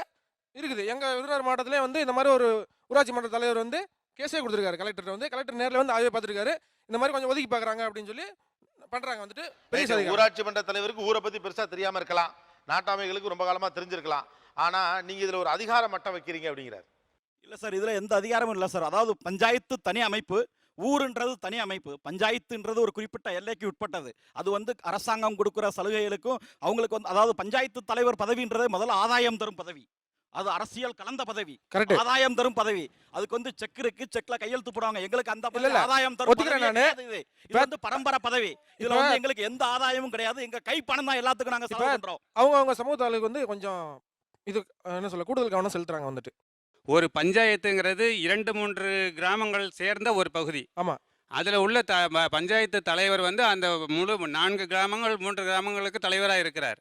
ஆனால் நாட்டாமைங்க ஒவ்வொரு ஊருக்கும் தனித்தனியாக தான் இருக்கிறாங்களே ஒழிஞ்சு எல்லாரும் ஒரே இதில் 3 வில்லேஜுக்கும் சேர்த்து நாட்டாமை கிடையாது சார். இன்டர் காஸ்ட் மேரேஜ் கெடுக்கிறதே வந்து நாட்டாமை தான் சார். இன்டர் காஸ்ட் மேரேஜை கெடுக்கிறாங்க. ஆமாம், அவங்களால தான் வந்து அது பாதிக்கப்படுது. அது இன்டர் கேஸ்ட்னு அந்த தம்பி சொல்லிச்சிங்களா, அதேமாரி கிட்டத்தட்ட ஒரு 35-40 வருஷமாக எங்கள் தலைமுறையாக நாட்டாமையாக தான் இருக்குது. சிதம்பரத்துக்கு பக்கத்தால் சித்தலப்பாடிங்கிற கிராமத்தில் 2 தலைமுறையாக வந்து எங்கள் கேஸ்ட்டில் நான் பிள்ளைமார், அதே கேஸ்ட்டில் தான் எங்கள் அப்பா எங்கள் அம்மா அதேமாரி எங்கள் தாத்தா எல்லாம் இருந்தாங்க. நான் வந்து இன்டர் கேஸ்ட் பண்ணிக்கிட்டேன். இருந்தாலும் ஊர் மக்கள் என்னை மதித்து என்னை இன்னைக்கு 17 வருஷமாக நாட்டாமையாக வச்சுருக்கிறாங்க. யாரும் என்னை ஒதுக்கி வைக்கல. அதாவது சில பேர் செய்கிற தவறுகளை எல்லாருமே செஞ்சாங்கன்னு ஒதுக்கக்கூடாது. நான் இப்போது நாட்டாமையாக 17 வருஷமாக அதே கிராமத்தில் இருந்துக்கிட்டு இருக்கிறேன். பழைய சம்பிரதாயங்களை வந்து இப்போ மெயின்டைன் பண்ணுறதுக்கு இந்த நாட்டாமை கொஞ்சம் யூஸ் பண்ணிக்கிறாங்க. என்ன மாதிரியான விஷயங்கள்? இப்போ மக்களுக்கே அது தோணிடுது. இப்போ நம்ம சமூகத்தில் வந்து இழுத்து என்ன சொல்ல, அக்கா சொந்த அக்காமலை கட்டக்கூடாது அப்படிங்கிறது வந்துட்டு. அப்படி கட்டி வச்சா ஊரை விட்டு தள்ளி வைப்பேன்னு சொல்லுவாங்க வந்துட்டு. பட் அந்த மாதிரி பண்ணுறது கிடையாது, பேசிக்கிறது கிடையாது. சாதி வந்து நாட்டாமை யூஸ் பண்ணுது, நாட்டாமை சாதி யூஸ் பண்ணிக்கிறாரு. பழைய தவறான சம்பிரதாயங்களை நாட்டாமைக்காரர்கள் கொஞ்சம் பிடிச்சுக்கிட்டு இன்னமும் அதை மெயின்டைன் பண்ணிருக்காங்க. உங்களுடைய பதவிக்கு ஒன்று வேணுங்கிறதுக்காண்டி சம்பிரதாயத்தை காப்பாற்றுறது, நடைமுறையை காப்பாற்றுறது, சாங்கியத்தை காப்பாற்றுறதுன்னு எதெல்லாம் தவறுன்னு இன்னைக்கு நவீன சமூகம் சொல்லுதோ அதையெல்லாம் இன்னமும் நீங்கள் கையில் பிடிச்சிக்கிட்டு இருக்கீங்கிறது யாராவது ஒருத்தர் பதில் சொல்ல முடியுமா சார்? இப்போ எந்த சமுதாயம் பாதிக்கப்படுதோ அந்த சமுதாயம் வந்து எங்கள் சமுதாயத்தில் இது மாதிரி தான் முறை, இதுக்கு நீங்கள் பஞ்சாயத்து சொல்லுங்க அப்படின்னு சொல்லி நாட்டாமை கிட்ட வந்ததுக்கு அப்புறம் தான் துணை போகிறாங்களே ஒழிஞ்சு இவங்க வந்து சொல்லாமல் எந்த ஒரு நாட்டாமையும் துணை தானாக போய் நான் உன் ஜாதியில் இந்த மாதிரி ஒரு முறை இருக்குதே நீ இப்படி பண்ணிட்டே அப்படின்னு நாட்டாமை எந்த நாட்டாமையும் போகிறதில்ல. ஸோ அப்போ அவங்க கேட்டுக்கொண்டதன் அடிப்படையில் இது நடக்குது அப்படிங்கிறீங்களா? ஆமா, Okay, அவங்க நாட்டாமை எந்த தனி இனம் விருப்பம் பாதிக்கப்படுதோ இல்லைங்க. அந்த இனம். இல்ல அதான் நான் சொல்றேன். இது நாட்டாமை தனி விருப்பம் கிடையாது. இதுல நீங்க சொன்ன மாதிரி ஜாதியும் ப்ளே ஆகுது, நாட்டாமையும் ப்ளே பண்றாங்க வந்துட்டு. இதை வந்து இது தடுக்கிறதுக்கு நாட்டாமை என்ன பண்ணீங்க நீங்க வந்துட்டு? இப்பொழுதெல்லாம் ஊரிலிருந்து விலக்கி வைக்கிறது அப்படிங்கிறதெல்லாம் நடைமுறையில் பெரும்பாலும் சாத்தியம் இல்லை. அவ்வளோ சென்சிட்டிவான விஷயத்தில் இப்பொழுதெல்லாம் நாட்டாமையில் தலையிடுறது இல்லை. ஏன்னா இது வந்து நடைமுறையில் எங்களுக்கு சிக்கலை ஏற்படுத்தும். அதாவது பதவிக்கு இல்லை, போலீஸில் சட்டபூர்வமான சில நடவடிக்கைகளில் நாங்கள் தலையிட வேண்டிய வருங்கிறதுனால, எங்களுக்கு பாதிப்பு வருங்கிறதுனால நாங்கள் ரொம்ப சென்சிட்டிவான விஷயத்தில் ஒதுங்கிக்கிறது. நாட்டாமன்னா நம்ம எல்லாருமே மரியாதை கொடுப்போம் நாட்டாமைக்கு. இப்போ நாட்டாமை வந்து அவங்க குடும்ப உறுப்பினர்களுக்கும் வந்து மரியாதை கொடுக்கணும் அப்படின்ற ஒரு எதிர்பார்ப்பு இருக்குது. இப்போ எக்ஸாம்பிள் ஒரு டீ கடைக்கு போகிறோன்னா நாட்டாமை வந்தால் கொஞ்சம் எந்திரிச்சு நிற்பாங்க. அதே போல் இப்போ நாட்டாமையோட பையனோ அல்லது அவங்க மனைவி வந்தாலும் அந்த மாதிரி வந்து ஒரு மரியாதை கொடுக்கணும். அம்மா வராங்க, அவங்க பையன் வராங்க. பொதுமக்களே வந்து நாட்டாமையோட மனைவி அவங்க மக்கள் மேல ஒரு மரியாதை வச்சிருக்காங்க. வச்சிருக்கிறதுனால தான் எந்திரிச்சு நிக்கிறாங்கங்கிறீங்களா? எந்திரிச்சு நிக்கல அந்த அளவுக்குலாம் இப்போ யாருமே கிடையாது. பட் ஒரு ரெஸ்பெக்டிவாக தான் கூடுவாங்க. முக்கந்தர் ஊர் தலைவரை எப்படி இருக்கீங்க அப்படிதான். இப்போ நான் சின்ன பையனா இருக்கும்போது கூட என்ன தலைவரை எப்படி இருக்கீங்கன்னு தான் பெரிய ஆட்கள் பேசுவாங்க. ஒரு மரியாதை தான், பயமோ அதிகாரமோ எதுவுமே கிடையாது. இல்லை அது வந்து தனி. இப்போ நம்ம வந்து அந்த மாதிரி மரியாதை கொடுக்கலன்னா, சப்போஸ் நாளைக்கு ஏதாவது எனக்கு ஒரு கம்ப்ளைண்ட் இருக்குது, அது வந்து பஞ்சாயத்துக்கு போகுதுன்னு வச்சுங்களேன், அந்த சுச்சுவேஷனில் வந்து அந்த தீர்ப்பு மாறலாம். அது வந்து காலத்தோட கட்டமைப்பு சார். அது நாட்டாமன்றது வந்து அது வந்து அவங்க உணர்வோட ஊறி போன ஒரு விஷயம். இப்போ எனக்கு வந்து 32னா என்னை விட 50 வயசு உள்ள மரியாதை உள்ள ஒரு நபர், நான் மதிக்க வேண்டியவர் என்னை மதிக்கிறாருன்னா அந்த நாட்டாமை என்ற அந்த பொறுப்புக்கு தர மரியாதை. வேற என்ன கம்ப்ளைண்ட் சார்? இப்போ பேசினப்ப எல்லாருமே சொன்னாங்க நாட்டாமைங்கிறது வந்து பரம்பரையாக வருது அப்படின்னு சொல்லிட்டு. ஏன் பரம்பரை மட்டும் தான் வருமா? வேற யாருமே நாட்டாமை இருக்கக்கூடாதா? இல்லை, அதான் அதோட சிஸ்டமே, அதான் நாட்டாமைங்கிறது. அது கிடையாதுங்கிறதுக்கு தான் பேரலாக நம்ம ஒரு சிஸ்டம் கிரியேட் பண்ணுறோம். அது ஒரு டெமோக்ராட்டிக்கல் ஐடியா. அது பஞ்சாயத்து ஊராட்சிகள்னு வச்சுருக்கோம். நாட்டாமை சிஸ்டமில் நான் என்ன சொல்கிறேன் அப்படின்னாக்கா, இப்போ ஒரு பிரச்சனை இருக்குது, 2 பேருக்கும் அந்த பிரச்சனை விசாரித்து தீர்ப்பு சொல்கிறாங்க. அந்த தீர்ப்பில் பாதிக்கப்பட்டவர் அவர் நினைக்கிறார் நம்ம சைடில் நியாயம் இருக்குது, நம்ம பாதிக்கப்பட்டிருக்கோம், இந்த தீர்ப்பு சரியில்லை அப்படின்னு நினச்சாருனாக்கா அந்த தீர்ப்பு சொன்னதை அவங்க அப்படியே ஏற்றுக்க வேண்டியதாக இருக்கும். ஏன்னா அது ஒரு ஊர் சொன்னதை அவர் அழகாக சொல்லிட்டார். ஒரு நீதி அமைப்பில் ஒரு மேல்முறையீடுன்னு ஒரு வாய்ப்பு இருக்கு இல்லையா? இங்கே வந்து இவர் சொல்லிட்டாரியா, ஏதோ சூழ்நிலை இவர் தப்பாக சொல்லிட்டார், நான் கீழ்கோர்ட்னா அடுத்த மேல்கோர்ட்டுக்கு போகலாம். ஆனால் இங்கே நீங்கள் சொல்கிறதா முடிவு. அவங்க தம்பி கேட்டது அருமையான கேள்வி தான் சார் அது.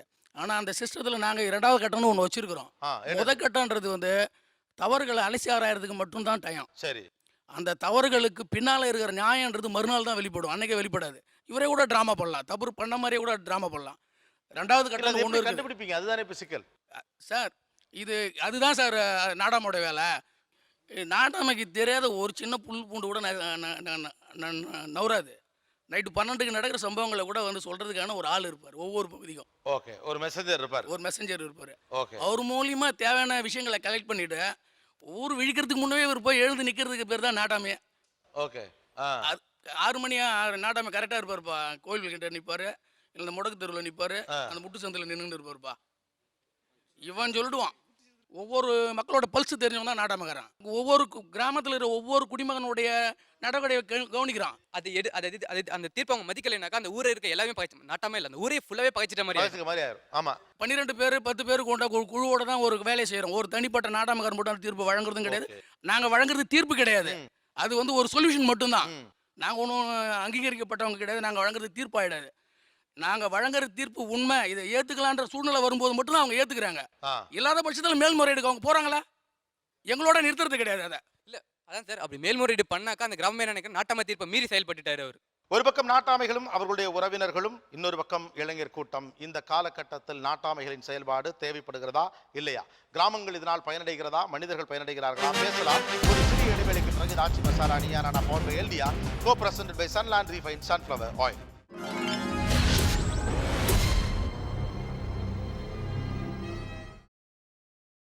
நீங்கள் பார்த்துக் கொண்டிருப்பது உங்கள் விஜய்.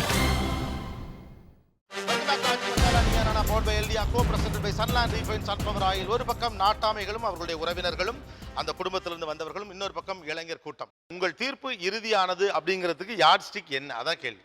இறுதியான தீர்ப்பு என்று நாங்கள் முடிவெடுப்பதில்லை. 2 பார்ட்டிகளும் ஒத்துக்கொண்டாதான் அது முடிவாக கருதப்படும். இல்லாட்டி அவங்க வந்து அவங்கவுங்க வழியை அடுத்த கட்டத்துக்கு மூவ் ஆகலாம். காவல்துறைக்கு போகிறதுக்கோ கோர்ட்டுக்கு போகிறதுக்கோ அவங்களுக்கு முழு உரிமை உண்டு. யாரு ஒத்துக்கிட்டா தான் தீர்ப்புங்கிறாரு. அவங்க சொல்றது தீர்ப்புல தீர்வுங்கிறாங்க. இல்லை, நாட்டாமை சிஸ்டம் இப்போ இருக்க சிஸ்டமே என்னன்னாக்கா சொல்கிற தீர்ப்பு நீங்கள் அப்படியே ஏற்றுக்கணும். அதுக்கு தான் ஊர் கட்டுப்பாடு இந்த சிஸ்டமே இருக்குது. எந்த பார்ட்டி ஒத்துக்கலையோ அந்த பார்ட்டிக்கு எங்களுடைய சப்போர்ட் அதனுடைய அடுத்த ப்ராசஸ்லலாம் இருக்காது. இல்ல யார் எங்களுடைய கருத்துக்கு ஒத்து வர்றாங்களோ அவங்கள வந்து அடுத்த ப்ராசஸ் பண்ணும் பொழுது நாங்கள் உறுதுணையாக இருப்போம். ஆமா, அப்போ வந்து அவர் ஊரை பறிச்சுக்கிற மாதிரி ஆகி போகுது. சொல்கிறேன், நீதிமன்றத்துக்கும் ஊர் நாட்டாமைக்கும் ஒரு வித்தியாசம் இருக்கிறது. நீங்கள் சொன்ன மாதிரி அவங்க தீர்ப்பு சொல்லலை, தீர்வுகளை சொல்லுகிறார்கள். இதற்கு மேலாக ஒரு மிகப்பெரிய விஷயம் அந்த ஊரில் நடந்துடக்கூடாது, நம்ம சமுதாயத்துக்குள்ளே நடந்துடக்கூடாது. 2 சமூகத்திற்குள்ளே அல்லது 2 பேர் தனிநபர்களுக்குள்ளே ஒரு பிரச்சனை ஏற்படுகிறது. இந்த பிரச்சனையை அந்த நேரத்தோடு அந்த பிரச்சனையோடு முடிச்சிடணும் என்பதை தான் ஊர் நாட்டாமல் எல்லாரும் உட்கார்ந்து, ஊர்க்காரங்க எல்லாரும் உட்கார்ந்து இந்த பிரச்சனையை அதோடு முடித்து விட வேண்டும் என்கிற எண்ணத்தோடு தான் அதை கொண்டு வராங்க. நாட்டாமை என்கிற ஒரு சொல் வந்து ஒரு ஆட்சி அதிகாரத்திற்கான ஒரு சொல்லாக இனக்குழுக்கள் உருவாக்குன முதல் சொல், ஒரு அதிகார சொல். ஆளுமையும் அதிகாரமும் சேர்ந்த அதிகாரமாக இருப்பதனால அங்கு நல்லதும் நடக்கும், கெட்டதும் நடக்கிறதுக்கான வாய்ப்பு இருக்குது. ஆனால் இவ்வளவு காலம் நாட்டாமைகள் வந்து அந்த இனக்குழுவினுடைய தலைவர்களாக தொடர்ந்து பாரம்பரியமாக வந்து கொண்டே இருக்கிறார்கள் என்றால் அவர்கள் சுமூகமான ஒரு நல்ல முடிவை தருவார்கள் என்கிற நம்பிக்கை, பொதுவான நம்பிக்கை இருக்கிறது. அதை தாண்டி சில சமயங்கள் தவறுகள் நடக்கிற வாய்ப்பு இருக்குது. தவறுகளே நடைபெறுவதாக இருந்தால் நாட்டாமைகளே இருக்க மாட்டாங்க, காணாமல் போயிருப்பாங்க. நாட்டாமை சிஸ்டம் வழங்குற தீர்ப்பு இருந்தது எதை பொறுத்தனாக்கா அவங்களுடைய நம்பிக்கை, அந்த விஷயத்தை அவங்க அணுகிறது எப்படி, அது ஒரு சார்ந்ததாக தான் இருக்கும். ஆனால் இதுவே ஒரு ஆர்கனைஸ் செக்டார் போகும்போது நிறைய விஷயத்தில் சுப்ரீம் கோர்ட்டே பார்த்தீங்கன்னா நம்மளுடைய சமுதாயம் இந்த அளவு டெவலப் ஆகிட்டு இருக்கு, இன்னமும் நம்ம பழைய சிஸ்டமை வந்து கடைப்பிடிச்சிட்டு இருக்கோம், இந்த சிஸ்டமை நம்ம மாற்றலாமான்னு கொஸ்டின் கேட்டு மத்திய அரசு கொஸ்டின் கேட்டுட்டு அந்த நிறைய சிஸ்டமை மாற்றிருக்காங்க, மாற்றிட்டு நம்ம அக்செப்ட் பண்ணியிருக்கோம் நிறைய விஷயத்தில். ஒரு அங்கீகரிக்கப்பட்ட அமைப்பு அல்லது பெருவாரியான மக்கள் சட்ட ரீதியாக ஏற்றுக்கொள்ளப்பட்ட ஒரு அமைப்புல ஒன்று இருக்கு. அது என்னன்னா, காலம் மாற மாற மாற அந்த சிஸ்டம் இருக்குல்ல, அதுவே சீர்திருத்தத்தை உண்டாக்குது. ஆனா நீங்க எந்த சீர்திருத்தத்தையும் செய்யல, உங்க கூட்டத்தில் இருக்கக்கூடிய பெருவாரியான மக்களுடைய மன உணர்வை பிரதிபலிக்கிறீங்க, அவ்வளவுதான் அப்படிங்கிறார். இல்லை, இது வரைக்கும் நடந்துட்டு தான் சார் இருக்கு. இல்ல சார், என்ன சீர்திருத்தம் நடக்குது, என்ன நடக்குது சொல்லுங்க. அப்ப முன்னாடி பஞ்சாயத்துலலாம் ஒரு அபராதம் ஒன்று போடுவாங்க. அந்த அபராதத்தை வந்து 5000 போட்டாங்கன்னு சொன்னால் ஒரு 4 தடவை காலில் விழுந்தவொடனே அந்த இதை குறைச்சிட்டு வருவாங்க. அது தவறு செஞ்சவனுக்கு ஃபைன் போடும்போது என்னால் 5000 ரூபா கட்ட முடியல அப்படின்னு சொல்லும்போது ஒரு பஞ்சாயத்தார் முன்னாடி காலில் விழணும். அந்த காலில் விழும்போது அது குறையும், அமௌண்ட் குறைஞ்சி ஒரு 100 ரூபா, ஒரு 1000 ரூபாக்குள்ளே கொண்டாந்துருவாங்க. ஆமாம், இப்போ வந்து அந்த காலில் விடுற இது கிடையாது, நிறுத்திருக்காங்க. அது எங்கேயுமே கிடையாது. அது சுயமரியாதை தொடர்புடையது, ஒருத்தர் காலில் விழக்கூடாது. ஓகே, இந்த சிஸ்டத்துக்குள்ள வேற என்ன சீர்திருத்தம் நடந்திருக்கு? முன்னெல்லாம் புகார் கொடுத்தோன்னா அவனை இழுத்துட்டு வான்னு சொல்லியிருப்பாங்க அந்த காலத்தில். ஆனால் இப்போது அந்த எதிராளி வர சம்மந்தப்பட்டா வரல, இன்னும் போயிடலாம். என் மேலே தப்பு இல்லை, நான் ஒன்றும் நாட்டாமைக்கு கட்டுப்பட வேண்டியதில்லை. அதான் நீ பஞ்சாயத்து கூப்பிட்டா நான் வரணுங்கிற அவசியம் இல்லை, என் மேலே தப்பு இல்லை. அந்த கட்டுப்பாடு தள்ளப்பட்டிருக்கு. 2 சூப்பர் சீர்திருத்தம் வேற. சார், எங்கள் ஊரில் வந்து முன்னாடி தப்பு செஞ்சால் கட்டி வச்சு அடிப்பாங்க. இப்போ என்னன்னா, ஸ்கூல் ஒன்று இருக்குது, எலிமெண்ட்ரி ஸ்கூலு, அதுக்கு நோட்டு புக் வாங்கி கொடுத்துரு. இது எங்கள் ஊரில் ஒரு பெஸ்ட்டாகவே இருக்குது சார். இன்றைக்கி ஸ்கூல் பார்த்தீங்கன்னா பக்காவாக ரெடி பண்ணி வச்சிருக்கோம். ஜட்ஜஸ் அதை செய்கிறாங்க, கோர்ட்டுகளும் இப்போ அப்படி தான் பண்ணுது. வேற என்ன சீர்திருத்தம் இருக்குது? இந்த முன்னாடி ஃபைன் பண்ண சொல்லுவாங்க இல்லையா, இப்போ இல்லை எங்களை ஃபைன் பண்ண சொல்கிறது இல்லை. என்ன களவு போச்சோ அதுக்கு ஈக்குவலான ஒரு பொருளை கூட இல்லாட்டி இதுக்கான பணத்தை இழப்பீட்டுக்கு அவனுக்கே கொடுத்துருன்னு சொல்லிடுறாங்க. அதாவது ஊருக்கு பணம் கட்டுறதுக்கு பதிலாக சம்மந்தப்பட்டவனுக்கு வாங்கி கொடுத்துரு, சம்மந்தப்பட்டவருக்கே கொடுத்துருன்றாங்க. ஓகே, வேற என்ன? ஒரே நிமிஷம் சார், இதில் எனக்கு ஒரு சின்ன கருத்து. அப்போது தப்பு பண்ணவங்க பணம் வச்சு இருந்தாக்கா அது ரைட் ஆகிடுது, அதுக்கு வந்து தண்டனையிலேருந்து தப்பிக்கப்படுறாங்க. ரைட்டுங்களா? தப்பு பண்றவன் பணம் வச்சு இருந்தானா அந்த பணத்தை வச்சு அந்த தப்புல இருந்து வெளியே வர முடியுது. இல்ல, தப்புன்னு சொல்ல நான் வந்து என்ன சொன்னேன், ஒரு பொருள், ஒரு திருடன் ஒரு பொருளை திருடிட்டு போயிட்டானா அந்த பொருளை திரும்ப கொடுக்க முடியாட்டி அதுக்கு ஈக்குவலான பிரைஸ் உள்ள ஒரு பொருளை தான் கொடுக்க. ஒரு சாதாரண வறியவர், இல்லாதவர், கஷ்டப்படுறாரு, அவர்கிட்ட நீங்க எல்லா பிள்ளைகளுக்கும் நோட்டு புக் வாங்கி கொடுக்கணும்னு சொல்லி போறீங்கன்னு வச்சுக்கோங்களேன், அவரால் வாங்கி கொடுக்க முடியாது. அவர் என்ன பண்றது சார்? முடியலைன்னு மன்னிப்பு மட்டும் இல்லை, முடியலைன்னு சொன்னா இப்போ என்ன பண்றாங்க, அவர் அவமானப்படுற மாதிரி அந்த வீட்டில் வேலை பார்த்து அதை கழிச்சு விடு அப்படின்றாங்க. அட்லீஸ்ட் ஒரு ஊர்ல பணம் இருக்கிறவன் ஒரு நட தப்பண்ணா விடுவான், 2வது நட வரும்போது ஊருக்காரன் பூரா சேர்ந்து அடிப்பான். அப்ப நாங்க என்ன பண்ண முடியும்? ஓரங்கட்டி தான் நிக்கலாம். பட் வந்து ஒரு குற்றவாளியை வந்து ஆர்கனைஸ் செக்டார் எப்படி வந்து ஹேண்டில் பண்ணுதுன்னா, சுப்ரீம் கோர்ட் வந்து சிபிஐ கிட்ட சொல்லுது, தீவிரவாதியா மாட்டினா கூட என்ன விசாரிச்சாலும் அவங்க சொல்ல மாட்டாங்க. அப்போ சிபிஐ வந்து தீவிரவாதி கிட்ட எல்லாம் எப்படி ஹேண்டில் பண்ணும் அப்படின்னாக்கா, அவங்க ஆழ்மனதில் போயிட்டு விசாரிப்பாங்க. தூங்க வச்சு இப்போ ஆழ்மனதில் போய் விசாரிக்கிறாங்களா சார், அந்த மாதிரி ட்ரீட்மெண்ட்டை தான் வந்து சிபிஐ எல்லாம் பார்த்தீங்கன்னா தீவிரவாதிகள் கிட்டலாம் நடத்துது. இப்போ சுப்ரீம் கோர்ட் என்னன்னாக்கா, அவங்களுடைய அனுமதி இல்லாமல் அவங்க ஆழ்மனதுக்குள்ளே போய் விசாரிக்கிற உரிமை உங்களுக்கு கிடையாது. ஒரு குற்றவாளிக்கு வந்து ஆர்கனைஸ் செக்டர் எந்த அளவு பார்த்தீங்கன்னா ஒரு தனிநபருடைய உரிமை வந்து அங்கே வந்து பாதுகாக்கப்படுகிறது. இப்போ அவங்க நீங்கள் ஆழ்மனது வரைக்கும் போகிற அளவுக்கு அவங்க சயின்டிஃபிக்கை நாட வேண்டியிருக்குது. நாங்கள் மனித உணர்வுகளை நாடி தான் இந்த தீர்ப்பை வழங்க வேண்டியிருக்குது. இந்த விஷயத்தில் கவனிக்க வேண்டியது என்ன, தம்பி கவனிக்க வேண்டியது என்னென்னா, இப்போ நாங்கள் வந்து அதுக்கு முன்னாலாம் குற்றவாளிகளெல்லாம் பேசுறதுக்கு வாய்ப்பு அளிக்கிறது கிடையாது. இந்த நாடாம பஞ்சாயத்துலலாம் இப்போ குற்றவாளிகளை பேசுறதுக்கு நாங்கள் வாய்ப்பு அளிக்கிறோம். குற்றம் சாட்டப்பட்டவரை குற்றம் சாட்டப்பட்டவர் பேசுறாரு, கூட்டத்தில் வந்து கை நீட்டி பேசுகிற அளவுக்கு வாய்ப்பு கொடுத்துருக்குறோம். முன்னெல்லாம் கை கட்டி நிற்கணும், ஓரங்கட்டி தான் நிற்கணும். இவங்களை அந்த மாதிரி பண்ணணும்னு சொல்ல, பட் ஒரு குற்றவாளிகளை ஒரு மனிதராக பார்ப்பாங்க ஆர்கனைஸ் செக்டர். அதான் குற்றவாளிகளை இவருடைய கன்சர்ன்ங்கிறது என்னன்னா இதுதான். நீங்க குற்றவாளிகளை நீங்க சொல்லி குற்றவாளின்னு தான் சொல்றீங்க. அவரை குற்றவாளியை குற்றம் சாட்டப்பட்டவராக பார்க்குறாரு. ஒரு நீதிமன்றம் தீர்ப்பு வர்ற வரைக்கும், முடிவு வர்ற வரைக்கும் அவனை வேற ஒரு பார்வையில் பார்க்காது, அவனை ஹியூமனாக தான் பார்க்கும். 2வது அடி ஒரு திருடுறாருன்னா அவர் கூப்பிட்டு அடிப்போம் அப்படின்றாரு. அடிச்சுட்டு தான் ஒரு விஷயத்தை அடிப்பாங்கிறார். ஒரு விஷயத்தை தெளிவாக புரிஞ்சுக்கணும். நாட்டாண்மை என்ற முறையில் நாங்கள் கொடுக்குற தீர்ப்புகளெல்லாம் பார்த்தாக்கா இது ஒரு சட்டவிரோதமான காரியம் கிடையாது, உணர்வுபூர்வமான விஷயம். ஒருத்தவனுக்கு இருக்கிற இமேஜை லாஸ் பண்ணுறது தான் எங்களுடைய தண்டனையை, வேற எதுவும் கிடையாது.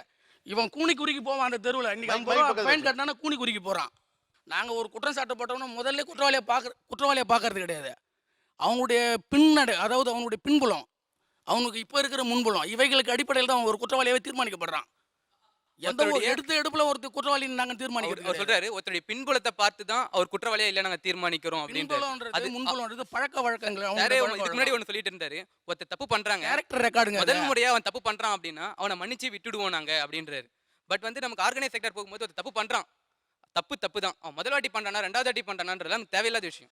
சுப்ரீம் கோர்ட்டில் சமீபத்திய புள்ளி விவரப்படி 2,86,00,000 வழக்குகள் நிலுவையில் உள்ளதாக ஒரு புள்ளி விவரம் சொல்லுது. அதுக்கு என்ன? அது மாதிரி இருக்கும் பொழுது நாங்கள் எந்த ஒரு பிரச்சனையும் வில்லேஜ் லெவல்லையே முடிச்சுக்கிட்டு இருக்கிறோம் சிம்பிளாக. இவங்களுக்கு ஒரு நீதி நியாயம்னு இருக்குது. அதை வந்து இவங்க பசங்க சொல்லி கொடுத்துருக்காங்களா? இங்கே இருக்கவங்கள எத்தனை பேர் வந்து அவங்க பசங்களுக்கு ப்ராப்பராக இந்த வில்லேஜில் இந்த நியாயப்படி இந்த தர்மப்படி தான் யாருக்கும் அஃபெக்ட் ஆகாது இந்த சொல்யூஷன் கொடுன்னு சொல்லிட்டு யாராச்சும் கற்றுக்கணும். நீங்கள் கேட்குற கொஸ்டினில் வந்து அந்த மாதிரி ஒன்றும் சொல்லித்தரல சார். இது வந்து நாங்கள் பார்த்து தெரிஞ்சுக்கிட்டது நடைமுறையில். உங்கள் அனுபவத்திலேருந்து நீங்கள் பண்ணுறது. ஓகே. அடுத்தது நீதி வழங்குற நல்லது கெட்டதை பார்க்கக்கூடிய இடத்துல இருக்க உங்களுக்கு உங்கள் அப்பா என்ன சொல்லி கொடுத்தாங்க? இதில் சொல்லி கொடுத்து தெரிஞ்சது இல்லை சார். நான் ஒவ்வொரு பஞ்சாயத்துக்கும் எனக்கு வயசுன்னு வந்தபோது எங்கள் அப்பா கூட்டு போய் ஒவ்வொரு பஞ்சாயத்துலையும் அவர் விசாரிக்கிறத வீட்டில் வந்து நான் சொல்ல நான் விசாரிச்சது எப்படி இருக்குது அப்படின்னு. உங்கள் அப்பா பஞ்சாயத்து நடத்துகிறப்ப நீங்கள் என்ன கவனிச்சிருக்கீங்க? 2 பேர் பிராது கொடுக்குறாங்க, 2 பேர் கொடுக்குறாங்கன்னு சொன்னால் இவரே ஒரு பக்கத்தை எப்படி விசாரிக்கிறாரு, இன்னொரு பக்கத்தை எப்படி விசாரிக்கிறாரு அப்படிங்கிறத கவனிச்சிருக்கேன். எங்கள் அப்பா நாட்டாமல் இருக்காங்க. நீங்கள் நாட்டாமல் இருக்கீங்களா? எங்கள் அப்பா நாட்டாமல் இருக்கேன், எனக்கு சொல்லி கொடுத்தா நான் சொல்கிறேன். சொல்லுங்கள். இப்போ நீங்கள் வந்து என்கிட்ட ஒரு வார்த்தை ஒரு கம்ப்ளைண்ட் சொல்கிறீங்க அப்படின்னா உங்களோட உள் நோக்கம் என்ன, எதுக்காண்டி வந்து என்கிட்ட கம்ப்ளைண்ட் முதல்ல சொல்கிறாங்க அதை பார்க்குறோம். அப்புறம் பாம்பையும் அடிக்கணும், கம்பும் நோக்கக்கூடாது, பிரச்சனைக்கு தீர்வு வரணும், 2 பேரும் ஹார்ட் ஆகக்கூடாது. அதான் தீர்வு. உங்கள் பாடத்தை நீங்கள் என்ன கற்றுக்கிட்டீங்க? சார் எங்கள் அப்பா வந்து ஒரு பஞ்சாயத்து வந்து எங்கள் அப்பாட்ட சொல்ல வந்தால் அன்னைக்கே அவர் பஞ்சாயத்தை கூட்ட மாட்டார். இன்னைக்கு காலையில் பஞ்சாயத்து கூட்டுன்னு சொன்னார்னா நம்ம நாளைக்கு கூட்டிக்கலாம்டா பஞ்சாயத்துன்னு சொல்லிவிடுவார். சொல்லிவிட்டு ஊரில் வந்து பூசாரி விட்டு சொல்லிவிடுவார். சொல்லிவிட்டு இவர் தனிப்பட்ட முறையில் இந்த அவன் சொன்ன புகார் உண்மையா பொய்யா இன்னும் அந்த ஒரு நாள் பொழுதையும் அவர் விசாரிப்பார். விசாரிச்சுட்டு மறுநாள் தான் இவர் பஞ்சாயத்துக்கு போவார். தீர நீ விசாரிக்கணும், விசாரித்த பிறகு தான் நீ அந்த முடிவை சொல்லணும்னு அவர் என்கிட்ட சொல்லிருக்காரு. கூட்டிகிட்டு அதுக்குள்ளே இந்த என்ன நடந்ததுன்றா உள்ள ஊர் பக்கம் தானே எப்படி இருந்தாலும் வந்துடும். அது ஒருத்தவங்க மாமனார் இருப்பான், மச்சான் இருப்பான், எதை மாமா இந்த பஞ்சாயத்து சொல்கிறானே இது உண்மையா பொய்யா உனக்கு தெரியுமா இன்னும் தனிப்பட்ட முறையில் எல்லாரையும் விசாரிப்பார். விசாரித்து இவர் எல்லாரையும் முடிவு பண்ணிக்குவார். இதை யார் தான் தப்பு பண்ணிருக்காருன்னு முதல் நாளே இவர் முடிவு பண்ணிவிட்டு மறுநாள் தான் ஒரு பஞ்சாயத்து கூட்ட போவார். பஞ்சாயத்து கூட்ட போனால் தம்பி இது கூட்டு 2 பேரும் விசாரிக்கும் போது யார் தப்பு பண்ணான்னு தெரிஞ்சிடும். தப்பு பண்ணது தெரிஞ்ச உடனே என்ன பண்ணார், அவன் அந்த தப்புக்கு ஒரு குறிப்பிட்ட அவதாரம் போடுவாங்க. அந்த அவதாரத்தை வந்து கோயில் தான் யூஸ் பண்ணிக்குவாங்க. அந்த பணம் வந்து எங்கள்கிட்ட தான் இருக்கும். நாளைக்கு வந்து திருவிழா பண்ணும்போது அந்த பணத்தை எடுத்து நாங்கள் திருவிழா பண்ணுவோம். ஆனால் அந்த எதிரி வந்து கட்ட முடியாத சூழ்நிலை வந்ததுன்னா எங்கள் அப்பாவே அந்த பணத்தை கட்டுவார். அந்த கூட்டத்தில் ஒரு 500 பேர் கூட்டத்தில் வந்து ஒரு 100 ரூபா அவதாரம் கொடுத்தாவே அவனுடைய கௌரவம் பாதிக்கப்படுது. உங்கள் அப்பா கிட்ட நீங்கள் என்ன கற்றுக்கிட்டீங்க? ஐயா நான் 5வது தலைமுறையாக நான் இந்த புள்ளிக்காரங்கிற பொறுப்பை எங்கள் ஊரில் ஏற்றுருக்கிறேன். 25 வருஷத்துக்கு முன்னால் ஒரு கிரிட்டிக்கலான ஒரு திருமண காரியத்தில் பிரச்சனை. வெளியூர்காரர் உள்ளூர்காரர் 2 பேருக்கு பிரச்சனை. அந்த சம்பந்தப்பட்ட மணமகன் வீட்டில் எல்லாரும் கூடியிருக்கிறாங்க. இந்த பிரச்சனையை சால்வ் பண்ணணும். கூடி உட்காந்து எங்கள் அப்பாவை வந்து கூப்பிட்றாங்க. நீங்கள் பேசினா தான் சரி வரும் வாங்கன்னு கூப்பிட்றாரு. கூட்டம் அவர் போனோன்னே ஒரு பெரியவர்னு சொல்லி எல்லாம் அமைதியாக உட்காந்துட்டாங்க. வெளியூர்காரர் இவர் எப்படி நியாயம் பேசுவார் அப்படிங்கிறதுல ஒரு வேகமாக இருக்கிறாங்க வெளியூர்காரர். இவர் பேச்சை தொடர்ந்தார். பேச்சை தொடர்றதுக்கு முன்னால் ஒரு பாட்டை ஒன்று கம்பராமாயணத்துலேருந்து ஒரு பாட்டு ஒன்று பாடினாருங்க.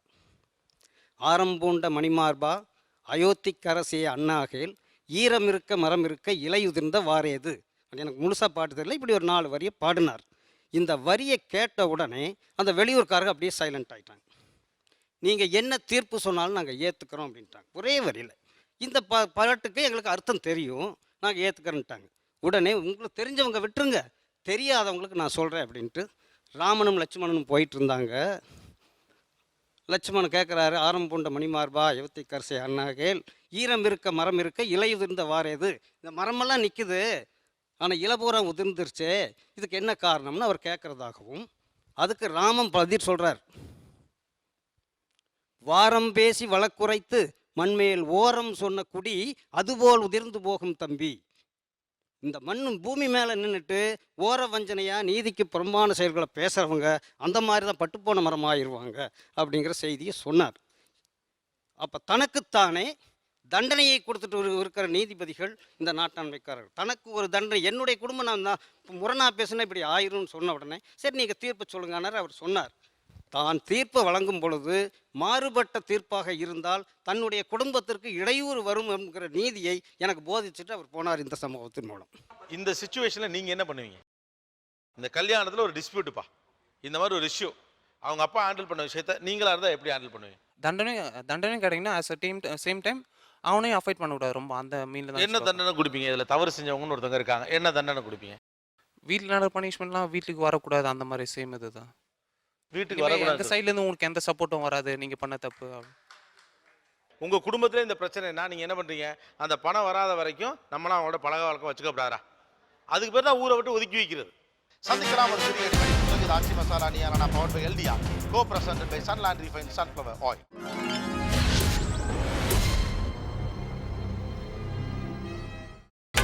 நீங்கள் பார்த்துக் கொண்டிருப்பது உங்கள் விஜய்.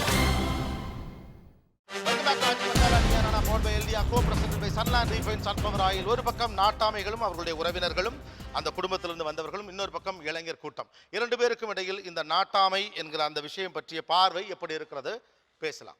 சார் ஆராவேல் சார் கொடுங்க. ஒரு பத்திரிகையாளர், அவர் கவிஞர், மூத்த பத்திரிகையாளர். சார் சொல்லுங்க. முதல்ல இந்த சிஸ்டம்னா என்ன அப்படிங்கிறத நான் புரிஞ்சுக்கினதை சொல்ல விரும்புகிறேன். இப்போ ஒரு தனி மனிதன் ரங்கநாதன் வச்சுக்கிறோமே, ஒரு தனி மனிதன். இந்த ரங்கநாதனுக்கு மனைவி, மக்கள், தாய் தகப்பன் இருப்பாங்க. அது ஒரு குடும்பம். இந்த குடும்பத்துக்கு ஒரு தலைவர் இருப்பாங்க. இந்த ஒரு குடும்பம் மாதிரி அந்த ஊரில் ஒரு 50 குடும்பம், 40 குடும்பம், 60 குடும்பம் இருக்கும். ஸோ இந்த குடும்பத் தலைவர் மாதிரி அந்த ஊருக்கான ஒரு குடும்பத் தலைவர், ஊர் தலைவர் இருப்பார். மைக் நல்லா பக்கத்தில் வச்சு. இந்த ஊர் தலைவருக்கு பேர் ஊர் அம்பலம் அல்லது ஊர் தலைவர்னு சொல்லுவாங்க. இந்த ஊர் மாதிரி உதாரணமாக இந்த ரங்கநாதங்கிற ஒரு குடும்பம், அந்த ஊர் 40-50 ஊர் சேர்ந்தது கள்ளிக்குடி அப்படிங்கிற ஒரு கிராமம். இந்த கள்ளிக்குடி மாதிரி கள்ளிக்குடி, திருமணவய, புதுக்கோட்டை, இப்படி ஒரு 13 கிராமங்கள் சேர்ந்தது ஈகரைன்னு ஒரு சேர்க்கை. இந்த சேர்க்கைக்கு ஒரு தலைவர் இருப்பார், சேர்க்கை அம்பலம்னு பேர். இந்த சேர்க்கை அம்பலத்துக்கு இந்த கிராம அம்பலங்கள் எல்லாம் கட்டுப்பட்டவங்க. இந்த ஈகரை சேர்க்கை மாதிரி எலுவங்கோட்டை சேர்க்கை, போர்குடி சேர்க்கை அப்படின்னு ஒரு 40 சேர்க்கைகள். இந்த 40 சேர்க்கைகளும் சேர்ந்தது தென்னாலைங்கிற ஒரு நாடு. இந்த 40 சேர்க்கையில் உள்ள சேர்க்கை தலைவர்கள் எல்லாம் அந்த தென்னாலை நாட்டினுடைய தலைவனுக்கு கட்டுப்பட்டவங்க. இந்த தென்னாலை நாடு மாதிரியே தென்னை நாட்டுக்கு ஒரு தலைவர், அவர் தான் நாட்டு அம்பலம் அல்லது நாட்டு ஆளுமையான அல்லது நாட்டு தலைவர். இந்த தென்னாலை நாடு மாதிரியே செம்பன்மாரி நாடு, இரவுசேரி நாடு, அப்படி ஒரு 20-30 நாடுகள் சேர்ந்தது காளையார் கோயில் அப்படிங்கிற ஒரு கூற்றம். இந்த காளையார் கோயில் கூற்றத்துக்கு ஒரு தலைவர், அந்த தலைவனுக்கு இந்த நாட்டு தலைவர்கள்லாம் கட்டுப்பட்டவர். இந்த காளையார் கோயில் கூற்றம் மாதிரி இன்னும் 3 கூற்றங்கள், சிவகங்கை கூற்றம், ராமநாதபுரம் கூற்றம், இதெல்லாம் சேர்ந்தது சேதுபதி வளநாடு. இந்த சேதுபதி வளநாட்டுக்கு நம்ம பேருக்காக சும்மா வச்சுக்கிறோம். கிழவன் சேதுபதினு ஒருத்த மன்னன் இருக்கான். இந்த கிழவன் சேதுபதிக்கு வரி வசூலிக்கிறது இந்த அடிப்படையில் தான் வரும். யுத்த காலத்தில் படை திரட்டுறதுக்காக இதெல்லாம் பயன்படுத்துவாங்க. இப்போ கிழவன் சேதுபதி கூட்டத்தலைவர் 4 பேரையும் கூப்பிட்டு ஆலோசனை நடத்துகிறாங்க. இந்த மாதிரி இப்போ மதுரையில் நாயக்கருக்கு ரொம்ப ஆபத்து, நாம் உதவி செய்யணும், நம்மக்கிட்ட இருக்கிறது 1000 பேர் தான் படையில் பர்மனெண்ட்டாக, அப்போ நீங்கள் படை திரட்டித்தாங்க அப்படின்னு அவன் படிப்படியாக ஊர் வரைக்கும் படை திரட்ட வருவாங்க.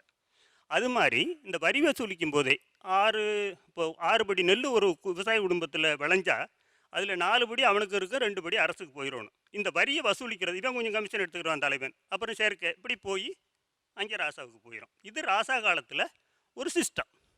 இப்போ நம்ம எப்படின்னு சிஸ்டம், இப்போ ரங்கநாதன் ஒருத்தர், அவர் ஃபேமிலி சேர்ந்தது ஒரு 2-3 கிராமம் சேர்ந்து பஞ்சாயத்து, ஊராட்சிகள் சில சேர்ந்தது யூனியன் ஒன்றியம், ஒன்றியங்கள் சில சேர்ந்தது மாவட்டம், மாவட்டங்கள் சில சேர்ந்தது மாநிலம், மாநிலங்கள் சில சேர்ந்தது இந்திய பெருநாடு. ஸோ இப்போ இந்த சிஸ்டத்தை மாற்றிருக்கிற நம்ம. நான் அந்த செக்ஸ் ரீதியாக 2 பொம்பளைங்க வருவாங்களா அப்படின்னு கேட்டாங்க. எங்கள் ஊரில் நான் கலந்துக்கினேன் அல்லது பார்வையாளனாக இருந்த சில விஷயங்களை நான் சொல்ல அனுமதிச்செல்லாம் சொல்கிறேன். ஊர் தலைவர்கள் ஊர் தலைவர்கள் இருக்காங்கள, அவங்களுடைய பொறுப்பு வந்து இந்த பஞ்சமா பாதகங்களை விசாரிக்கிற தகுதியே அவங்களுக்கு கிடையாது. பஞ்சமா பாதகங்களில் எனக்கு சரியாக தெரியல. இந்த ஆண் மார்பு அறுக்கிறது, ஒரு பெண்ணை கெடுக்கிறது, கற்பழிக்கிறது, வன்புணர்ச்சி, கொலை செய்கிறது, இதெல்லாம் அதில் இடங்கும். இதை விசாரிக்கிற தகுதி அரசனுக்கு மட்டும்தான் அந்த காலத்தில் இருந்திருக்கு. ஸோ அதில் இவங்க தலையிடவே முடியாது. இப்போவும் இந்த நாட்டாமைகள் தலையிட மாட்டாங்க. அது போலீஸ் மூலமாக கோர்ட்டு மூலமாக தான் வரும். ஸோ அப்போ ஒரு ஊர் தலைவனுடைய பங்கு என்ன? இந்த மாதிரி கார்த்திகை மாதம் மழை பெஞ்சிருச்சு, கம்மியாக ரெம்பிருச்சு, நம்ம 13ஆம் தேதி அன்னைக்கு உழவை ஆரம்பிக்கலாம், நாற்று பறிக்கலாம், நடலாம், இதை நிர்ணயிக்கலாம். ஒரு திருவிழா நடக்குது, சரி 13ஆம் தேதி திருவிழா வச்சுக்கிடுவோம். அந்த 13ஆம் தேதி இந்த நாடகம் வச்சுக்கிறோம். எத்தனை நாளைக்கு நாடகம் வச்சுக்கலாம்? 3 நாளைக்கு. ஒவ்வொருத்தரும் 3 நாள் விருந்தாடிகளுக்கு சோறு போட முடியுமா? 2 நாள் வச்சுக்கலாம், 1 நாள். இந்த மாதிரி டிசிஷன் எடுக்கிறது வச்சுக்கலாம். அந்த காலத்தில் இப்போ காடு காக்கிறதெல்லாம் வந்து ஃபாரஸ்ட் டிபார்ட்மெண்ட்டு. அந்த காலத்தில் வந்து நாம தான் காடை காக்கணும். அப்போ எங்கள் ஊரில் அறவையில் இந்த காடு காக்கிறதுக்கு ஒவ்வொரு வருஷமும் 2 பேரை நியமிப்பாங்க. அவருடைய வேலை அந்த காட்டில் பச்சை மரத்தை யாராவது வெட்டினாங்கன்னா அந்த அருவாளை பிடிங்கின்னு வர்றது மட்டும்தான் அவருடைய வேலை. கொண்டு வந்து ஊர் பெரியவர்கிட்ட கொடுக்கணும், தலைவர்கிட்ட. அப்புறம் ஊர் கூடிய என்னமோ அவங்கள்ட்ட ஒரு ஃபைன் பண்ணிவிட்டு அருவாளை கொடுப்பாங்க. நீ போய் காட்டுக்குள்ளே வெட்டின தப்பு, பச்சை மரத்தை, பட்டதை நீங்கள் ஒடிச்சு எடுத்துக்கலாம், பட்டதை வைக்கப்படாது அப்படின்னு. இன்னொரு ஊர் கட்டுப்பாடு, இந்த வெள்ளாடு வளர்க்கக்கூடாது. ஏன்னா காடு வளர்க்கணும்னு நினைக்கிறவங்க வெள்ளாடு அனுமதிக்கவே மாட்டாங்க. 4 வெள்ளாடு இருந்தால் போதும் ஒரு காட்டை அழிச்சிடும். யார் வெள்ளாடு வைக்கக்கூடாதுன்னு முதல்ல ஊரில் அறிவிச்சிருப்பாங்க. மீறி வளர்த்தா அவங்களுக்கு ஃபைன் போடுவாங்க. அந்த ஃபைனை அவள் கட்டித்தான் தீரணும். இது வந்து இப்படி தப்பு பண்ண முயற்சி பண்ணவனுக்கு இது தண்டனையான்னு நீங்கள் நினைக்கலாம். பட் இன்னொரு தரம் அவர் தண்டனை செஞ்சிருந்தா ஊரை விட்டு ஒதுக்கியிருப்பாங்க. ஒதுக்கிருங்கிறது அப்படின்னா அவங்களுக்கு தொல்லைப்படுத்துறது இல்லை. அவங்க வீட்டில் நல்லது கெட்டதுக்கு அந்த 60 குடும்பங்களில் 59 குடும்பங்கள் சேரவே மாட்டாங்க. அவ்வளோதான் அது பனிஷ்மெண்ட்டு. அந்த வீட்டுக்கு எவன் பொண்ணு எடுக்கவே வரமாட்டான். அந்த ஊரில் வந்து கேட்பான், தள்ளி இருக்கு அப்படின்னு வரமாட்டான். அதுக்கப்புறம் அந்த குறிப்பிட்ட ஜாதி, இந்த நாடுகள் அப்படிங்கிறது ஒரு குறிப்பிட்ட மெஜாரிட்டி ஜாதிக்காரங்க தான் பெரும்பகுதி வச்சுருப்பாங்க. அந்த ஜாதிக்காரர்கள்லாம் இந்த கல்யாணம் காட்சி ஆகும்போது நிறைய எக்ஸ்பென்ஸ் ஆகுதுங்கிறதுக்கா ஒரு தீர்மானம். அந்த தீர்மானத்தில் நான் இருந்து 57 நடந்தது அந்த தீர்மானம். நாடு கூடி அந்த தீர்மானத்தை போடுறாங்க. அந்த தீர்மானத்துக்கு எல்லாரும் கட்டுப்படணும். அதாவது அந்த சாதிக்காரன் மட்டும். என்ன தீர்மானம்னா, ஒரு கல்யாணத்தன்னைக்கு பட்டு கட்டக்கூடாது. இன்னும் ரொம்ப எக்ஸ்பென்ஸ் அதிகம் போகுது அப்படிங்கிறக்காக சொல்கிறாங்க, பட்டு கட்டக்கூடாது, கண்டாங்கிச்சியில் தான் கட்டணும். ஒரு அன்னைக்கு கல்யாணத்தன்னைக்கு நான்வெஜிடேரியன் போடக்கூடாது. எங்கள் பகுதியிலலாம் கசாப்பு நிறைய போடுற பழக்கம் உண்டு. அன்னைக்குன்னு பார்த்து மரக்கறிக்காய் சாப்பிட்டு தான் போடணும். சீர் கொடுக்குறது 9 பொருள் மட்டும்தான் கொடுக்கணும். அதில் ஒரு ஸ்பூன் கொடுத்தா அப்புறம் 8 பொருள் தான் கொடுக்கணும். ஒரு பீரோல் கொடுக்கலாம், கட்டில் மெத்தை கொடுக்கலாம், இந்த மாதிரி 9 பொருளுக்கு மேலே கொடுக்கக்கூடாது. கல்யாணம் ஆகி 1 மாதம் வரைக்கும் இதுதான் ஃபாலோ பண்ணணும். ஒரு கல்யாணத்துக்கு 100 பேரை தாண்டி யாரும் கல்யாணம் சொல்லக்கூடாது. 100 பேர் தான் சொல்லணும். ஏன்னா ரொம்ப அநியாயத்துக்கு பணக்காரங்க காசு இருக்குன்னு பண்ணுறதுனால மற்றவங்கெல்லாம் ரொம்ப அவங்கள கூனி குறுகி நிற்கிறாங்க கல்யாணம் செய்ய முடியாமல். இந்த இதுகளையெல்லாம் எல்லாரும் ஒத்துக்கிறோன்னு சொல்லி ஒரு 4 நாட்டு தலைவர்கள் கண்டதேவிங்கிற ஊரில் இழுப்பத்தோப்பில் கூடி தீர்மானம் போடுறாங்க. அந்த தீர்மானத்தை அவங்களால ஒரு 5 வருஷத்துக்கு மேலே ஃபாலோ பண்ண முடியலை. இப்போ சமீபத்தில் ஒரு ஜாதி பிரச்சனை வரையிலையும் நாட்டு கூட்டங்கள் நடந்து 4 நாடுகள் சேர்ந்து, அதாவது ஒரு 600 கிராமங்கள் சேர்ந்து கூட்டம் போடுறாங்க. அப்போ வந்து தலித் எழுச்சி ரொம்ப வந்த சமயம்.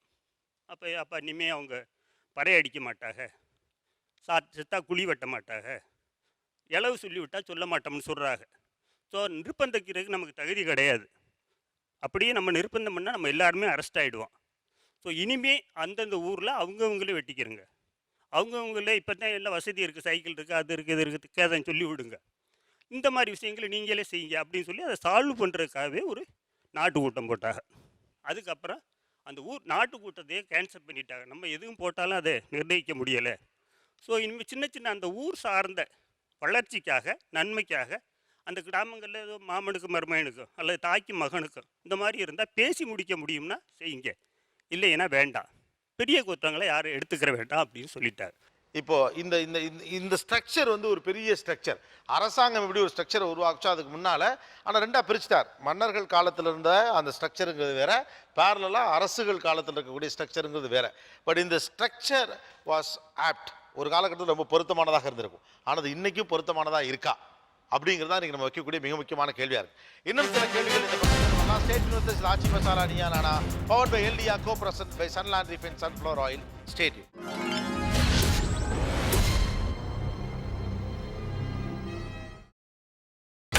நீங்கள் பார்த்துக் கொண்டிருப்பது உங்கள் Vijay. Welcome back to Aachi Masala Neeya Naana powered by எல்டிஆ co present by Sunland refined sunflower oil. ஒரு பக்கம் நாட்டாமைகள், இன்னொரு பக்கம் இளம் தலைமுறையை சேர்ந்தவர்கள். கெஸ்ட் வந்திருக்காங்க, ரெண்டு பேருமே உங்களுக்கு தெரிஞ்சவங்களா இருக்கலாம். ஒருவர் வழக்கறிஞர் அஜிதா அவர்கள், லெட்ஸ் வெல்கம். இன்னொருவர் எழுத்தாளர் பாரதி கிருஷ்ணகுமார் அவர்கள், வணக்கம் சார். இந்த நாட்டாமை இந்த ஒரு ஃபார்மட்டில் இருக்கக்கூடிய தண்டனை முறைகளில் நீங்கள் பார்க்கிற தவறுகள் என்னென்ன? சார் இப்போ அப்பா வந்து தப்பு பண்ணாங்கன்னா அந்த குடும்பத்துக்கே தண்டனை கொடுக்குறாங்க. அதாவது வந்து பக்கத்தில் இருக்கவங்களாம் அது எந்த நல்ல விஷயத்துக்கோ கெட்ட விஷயத்துக்கோ வந்து தலையிடக்கூடாது அவங்க. அதேமாரி பக்கத்தில் இருக்கவங்களாம் யாரும் பேசக்கூடாது அவங்க கூட அப்படின்னு தண்டனை. சூப்பர். எஸ், ஒரு தனிநபர் தவறு செய்தால் அந்த குடும்பத்திற்கே தண்டனை ஏன் சார்? அந்த தண்டனை குடும்பத்துக்கு கூட தண்டனை கொடுக்குறது சார். அந்த நம்ம அடுத்தவன் தப்பு பண்ணால் நம்ம குடும்பத்திலையும் அந்த தப்பு பண்ணிடுவாங்க, நம்மளையும் தண்டிச்சிடுவாங்கன்றதை அடுத்தவங்களுக்கு ஒரு எச்சரிக்கை கொடுக்குறது. அப்போ எல்லார் வீட்லேயும் தப்பானா எல்லார் வீட்லேயும் அதே மாதிரி பண்ணிடுறாங்க. பொதுவாக வந்து தண்டனை பண்ணக்கூடாது, அந்த தப்பு நடக்கக்கூடாதுன்றதான் ஒரு நாட்டை வச்சிருக்கிறது. உட்காந்து சார் அவர் என்ன சொல்றாரு, நான் தப்பு பண்ணப்பா என்ன தண்டி, எதுக்கு என் அப்பா என் அம்மா எல்லாரும் கொண்டாந்து சபையில் நிறுத்தி அசிங்கப்படுத்தி குடும்பத்தையே ஊரை விட்டு ஒதுக்கி வச்சு இப்படி 1000 பஞ்சாயத்து பண்ணி ஏன் சம்மந்தப்பட்டவங்களை தண்டிக்கிறீங்கன்னு கேட்குறாரு. இல்லை, ஊர் பஞ்சாயத்து பேசும்போது அந்த ஊரில் அந்த குடும்பத்தை எல்லாத்தையும் எல்லா நபர்களையும் கூட்டி வைத்து பேசுவது தான் வழக்கம். அந்த பையன் தவறு செய்திருக்கான், நீங்கள் தாய் தகப்பன் என்ன சொல்கிறீங்கன்னு கேட்பாங்க. தாய் தகப்பன் அந்த பையனுக்கு சப்போர்ட்டாக இருந்தால் குடும்பத்தையே நீக்கி வைப்பாங்களே தவிர, அல்லது பையனே ஏற்றுக்கொள்ளாத போதும் கூட தாய் தகப்பன் வந்து அவன் செஞ்சது தப்பு தான் நாங்கள் ஏற்றுக்கிறோம் அப்படிங்கும்போது அதை ஏற்றுக்கொண்டு ஒரு மன்னிப்பை கொடுத்து முடிச்சிருவாங்க. ரைட்டு சார், இப்போ வந்து அவங்க சொல்கிறது ரைட்டு தான். ஆனால் வந்து அதேமாரி 4 வீட்டுக்கு கொடுத்துருக்காங்க எங்கள் ஊரில். என்ன நாங்கள் அப்பா தப்பு பண்ணிட்டாருன்னு அந்த குடும்பத்தை வந்து அதே ஊரில் தான் இருக்காங்க. ஆனால் வந்து எந்த நல்லது கெட்டதுக்கு வந்து சேரக்கூடாது, பக்கத்தில் இருக்க யாரோட இது பண்ணக்கூடாதுன்ட்டு அதேமாரி 4 வீட்லேயும் அதேமாரி 4 ஒரே வீடுகளுக்கு கேஸ்ட்ல இந்த மாதிரி ஊருக்குள்ள தண்டனை கொடுத்துருக்காங்க. தவறு செய்பவருக்கு அவர்கள் குடும்பம் ஒத்துழைப்பு நல்கினால் குடும்பத்துக்கும் சேர்த்து தான் தண்டனை கொடுக்க வேண்டிய கட்டாயம் வருது. அந்த ஒரு நபரை மட்டும் இவங்க தனிமைப்படுத்திட்டா பாக்கி யாருக்கும் நம்ம தண்டிக்கிறதுக்கு வேலை கிடையாது. குடும்பம் அதுக்கு துணை போயிருந்தா தான் அப்படி தண்டனை கொடுப்பாங்கிறார். இல்லை அந்த பையன் மட்டும்தான் தப்பு பண்ணியிருக்கான். ஒரு நபருக்கு ஒரு தடவை மன்னிப்பு கொடுக்கலாம், அதுவே பழக்கமாக வச்சுக்கிட்டு இருக்கிறவங்கள என்ன பண்ண முடியும்? என்ன தப்பு பண்ணாரு, அது என்ன தெரியாம பண்ணிட்டாரு, திருடிட்டான்ட்டு வந்து ஒரு 4 பேர் மூலியமா அந்த பையன் தான் திருடிட்டான்ட்டு ஒரு கம்ப்ளைண்ட் கொடுத்துருக்காங்க. போலீஸ் வந்து இவனை அடிச்சு விசாரிச்சு போது இவன் எடுக்கலன்ட்டு அமுச்சு விட்டாங்க. சரி, ஆனா அவங்க அந்த இதுல கேஷ்ல இருக்கவங்க என்ன சொன்னாங்க, இந்த மாதிரி திருட வந்து உங்க வீட்டில் தான் இருக்கான், தேவையில்ல இந்த மாதிரி இது நம்ம இது செட் ஆகாது அப்படின்ட்டு அவனை தள்ளி வச்சிருக்காங்க. அந்த ஊரில் ஒரு பிரச்சனை ஏற்படும் போது அந்த ஒட்டுமொத்தமான சமூகத்திற்கும் அல்லது ஒட்டுமொத்தமான நாட்டாமை உட்பட்ட இப்போ இதுக்கும் ஒரு பிரச்சனை ஏற்படும் போது அந்த பிரச்சனையை சில தண்டனைகள் என்று வரையறுத்து வைத்திருப்பதை வைத்து கொண்டு தான் அந்த ஊரினுடைய ஒட்டுமொத்த ஒற்றுமை நிர்ணயம் செய்யப்படுகிறது. தண்டனையாக இல்லை. எங்கள் ஊரில் கூட எங்கள் தாத்தா ஒரு சொல்வார், அவர் கடன் கொடுக்க வேண்டியிருந்தது, கொடுக்க வேண்டிய என்ன சொன்னாங்க அப்படின்னு சொன்னால் அவனோட துண்டை எடுத்து வச்சுட்டு போ அப்படின்னு தான் ஊருக்காரங்க சொன்னாங்களாம். துண்டை எடுத்து வச்சுட்டு போனவர் அதுக்கு மேலே துண்டை போடவே இல்லை. என்னைக்கு துட்டை கொடுத்தாரோ, அந்த கடனை கொடுத்தாரோ, கொடுத்து முடிச்சுட்டு தான் தோளில் துண்டை ஏற்றினார். ஆக பனிஷ்மெண்ட்டுக்காக இல்லை, அந்த ஊரினுடைய ஒற்றுமையையும் மானத்தையும் கௌரவத்தையும் நிர்ணயிக்கிற ஒரு விஷயமாக இது இருக்குது. இதுக்கு மேலே இருந்தால் உனக்கு ஒன்றும் வராதியா, எங்களை சொல்லுவான், சந்துக்கு உன் வீட்டுக்கு வராதுன்றவான். நீ இறந்து போனான்னா வராது என்கிற போது என்ன ஆயிடுது அப்படின்னு கேட்டிங்கன்னா, இந்த ஒரு பயம் அவனுடைய மானத்தையும் கௌரவத்தையும் சமூகத்தினுடைய நேர்மையையும் அதை வந்து ஒட்டுமொத்தமாக வச்சுருக்கு. இது சமூக வழக்கம் தண்டனைகளை நேரடியாக கொடுப்பதில்லை. ஆனால் உங்களுடைய பாயிண்ட் ஆஃப் வியூ ஒரு தனிநபர் தவறு செய்தால் குடும்பம் தண்டிக்கப்படுவது இந்த சிஸ்டத்துறை தவறாக பார்க்குறீங்க. வேற என்ன தண்டனை? கட்டி வச்சு அடிக்கிறது. ஸோ இந்த பனிஷ்மெண்ட் வந்து ரொம்ப அவனை ஹர்ட் பண்ணும். கட்டி வச்சு அடிக்கிறது ஃபேமிலி எல்லாத்துக்கும் இல்லை, இப்போதைக்கு கட்டி வச்சு அடித்தா உடனே போலீஸ் ஸ்டேஷனுக்கு போய் கம்ப்ளைண்ட் பண்ணிடுறாங்க மேலே. ஓகே, இல்லையா? அந்த ஒரு சிஸ்டமும் இல்லை. அது முன்னாடி வேணால் செஞ்சுருக்கலாம், இப்போ அந்த மாதிரி சிஸ்டம் இல்லை. அப்படி கட்டி வச்சேன் சும்மா அரைஞ்சாலும் போலீஸ் ஸ்டேஷனில் கம்ப்ளைண்ட் பண்ணி நாட்டாமத்துக்கு உள்ளே வச்சிடுறாங்க. அதுக்கு எல்லா இதுலையும் சட்டம் உண்டு. ஓகே, ஆனால் கை நீட்டி அடிக்கிற உண்டு தானே, பளிச்சல் அடிக்கிறது சார், பளிச்சல் அடிக்கிறது கோவத்தில் ஒரு அடையாளம் தான். அது யாராக இருந்தாலும் சரி. சரி, கட்டி வச்சு அடிக்கிற அளவுக்கு இப்போ இல்லை, ஏன்னா அவ்வளோ ஈஸிலாம் கிடையாது, போய் போலீஸுக்கு கம்ப்ளைண்ட் ஆயிரும். ஆனால் அடிக்கிறது உண்டா? ஒரு அடி அடித்து மற்றவங்களுக்கு ஆறுதலாக அவனை பஞ்சாயத்துலேருந்து அவனை டைவர்ட் பண்ண அது ஒரு ட்ரிக்கு தான்.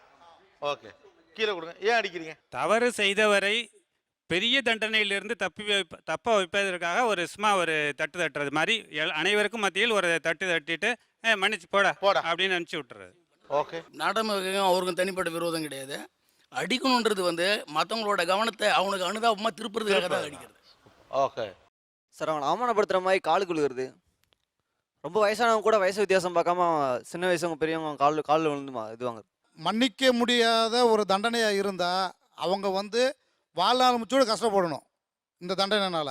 ஆனால் அடிக்கக்கூடாது. இப்போ தான் அடித்தா தப்புங்கிறீங்களே. இல்லை இல்லைங்க, இது இன்னும் புரியவே இல்லை. நீங்கள் என்ன அடித்தா தப்புங்கிறீங்களா? ஆமாம், நான் தான் சொல்லுவோம். வேற அடிக்கணுங்களா? மன்னிக்க முடியாத ஒரு தண்டனை. எது எனக்கு புரியவே இல்லை. எதுக்கு சொல்கிறது? என்ன எந்த குற்றத்துக்கு அப்போ காலில் விழுவ சொல்லுவீங்க?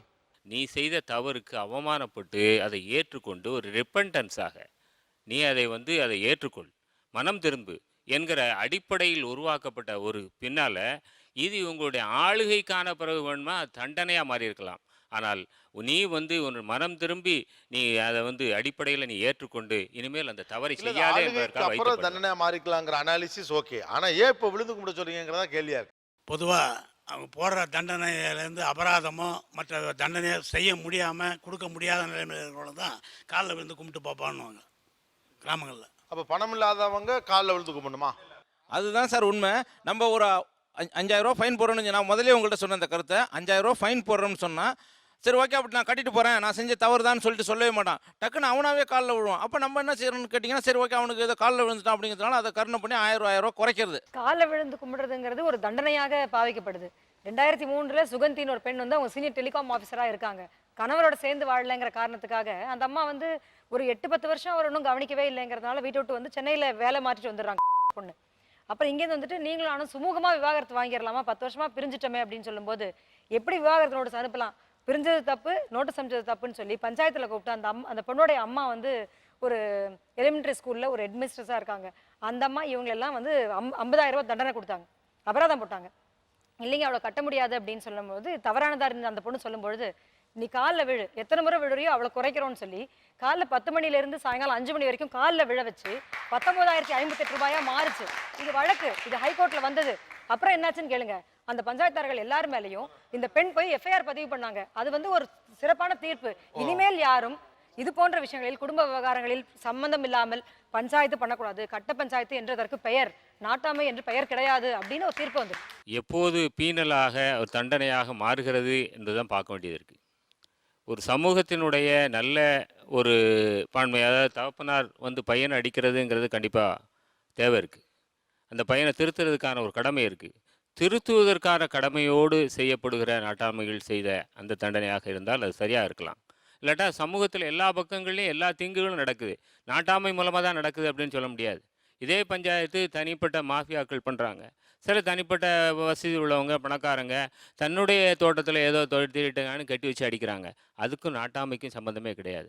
இன்றைய நாட்டாமை அம்மா சொன்ன மாதிரி அரசியலமைப்பு சட்டத்துக்கு உட்பட்டு, அது எல்லா சட்டத்திட்டங்களுக்கும் உட்பட்டு, கிரிமினல் சட்டங்களும் உட்பட்டு தான் அவங்க நீங்கள் இயங்க முடியும். அந்த இயக்கத்துக்குள்ளே தான் அவங்க இருக்கிறாங்க.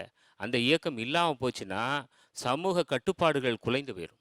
உரிமையின் பேரால் பிரியத்தின் பேரால் திருத்துவதற்காகத்தான் அடிக்கிறேன்னு அப்பாக்களும், உரிமையின் பேரால் பிரியத்தின் பேரால் திருத்துவதற்காகத்தான் அடிக்கிறேன்னு வாத்தியார்களும், யார் யாரெல்லாம் அடிக்கிறதுக்கான அதிகாரம் பெற்றவங்களோ அவங்க பூரா நான் பிரியத்தினாலையும் திருத்துறதுக்காகவும் நன்மைக்காகவும் தான் அடிக்கிறேன் அப்படின்னு தான் சொல்லுவாங்க. அடிவாங்கிற யாரும் சொல்ல மாட்டாங்க. அது அடிக்கிறவங்களுக்கு தான் அந்த மொழியே. அடிப்பது நியாயப்படுத்துவதற்காக நீங்கள் என்ன வேணால் சொல்லலாமே தவிர சட்டப்படி தர்மப்படி நியாயப்படி ஒரு மனிதனை வன்முறையாக வலிமையாக கை கொண்டோ எதனால் கொண்டும் தாக்குவதற்கு இந்த உலகத்தில் யாருக்கும் உரிமை கிடையாது. அதை ஜஸ்டிஃபை பண்ணவே கூடாது. நான் எனக்கு அதிகாரம் இருக்குங்கிறதுக்காக என் அதிகாரத்துக்கு கீழ்பட்ட ஒரு மாணவனையோ அல்லது எங்கள் ஊரில் இருக்கிற பிரஜையவோ அடிக்கிறதுக்கு எனக்கு உரிமை இருக்குதுன்னு சொல்கிற யாராவது ஒருத்தர் தன் பிள்ளைய பள்ளிக்கூடத்தில் வாத்தியார் அடித்தா ஓடுவாங்க. நான் நாட்டாமல் என் பிள்ளைய நீ என்னத்துக்கு அடிச்சேன்னு கேட்பாங்க. அதாவது தான் அடிக்கிற வரையில் நன்மைக்காகவும் திருத்துவதற்காகவும் வழிகாட்டுவதற்காகவும் பேசுகிற மனது அது தான் பாதிக்கப்பட்டா அப்படியே வேற ஒரு நிலைக்கு போயிடும். தர்மம் நியாயம் ஒரு மாட்டை உழவு மாடாக மாற்றுவதற்காக அதற்கு சில வரையறைகள் செய்ய வேண்டியது இருக்குது. சமூகத்தில் சில வரையறைகளை செய்வதற்கு சில தண்டனைகள் அந்தந்த மட்டங்களில் இருப்பது அவசியமானது என்பதுதான் நான் நினைக்கிறேன். இதற்கு மனித உரிமையோ மனித உரிமை தாண்டி ஒரு பிரச்சனையை பார்க்கல. தங்கள் அதிகாரத்தை நிலைநிறுத்திக் கொள்வதற்காக ஆதிக்க சக்தி கொண்டவர்களுக்கு துணை போகிறது நாட்டாமைகளின் உலகம் என்று இளைஞர் தரப்பு குற்றம் சாட்டுகிறது. மனசாட்சிப்படியும் நியாயங்களின்படியும் நீண்ட காலமாக சொல்லப்பட்ட குடும்ப நெறிமுறைகளின் படியும் தான் எங்களுடைய தீர்ப்புகள் அமைகின்றன என்று அந்த தரப்பில் ஒரு விளக்கம் கொடுக்கிறார்கள். இந்த காலத்தில் பொருந்துமா நாட்டாமைகளின் தீர்ப்பு? சந்திக்கலாம் ஒரு சிறிய இடைவெளிக்கு பிறகு. இது ஆச்சி மசாலா நியானா பவர்ட் பை எல்டியா, co-presented by Sunland Refined Sunflower Oil.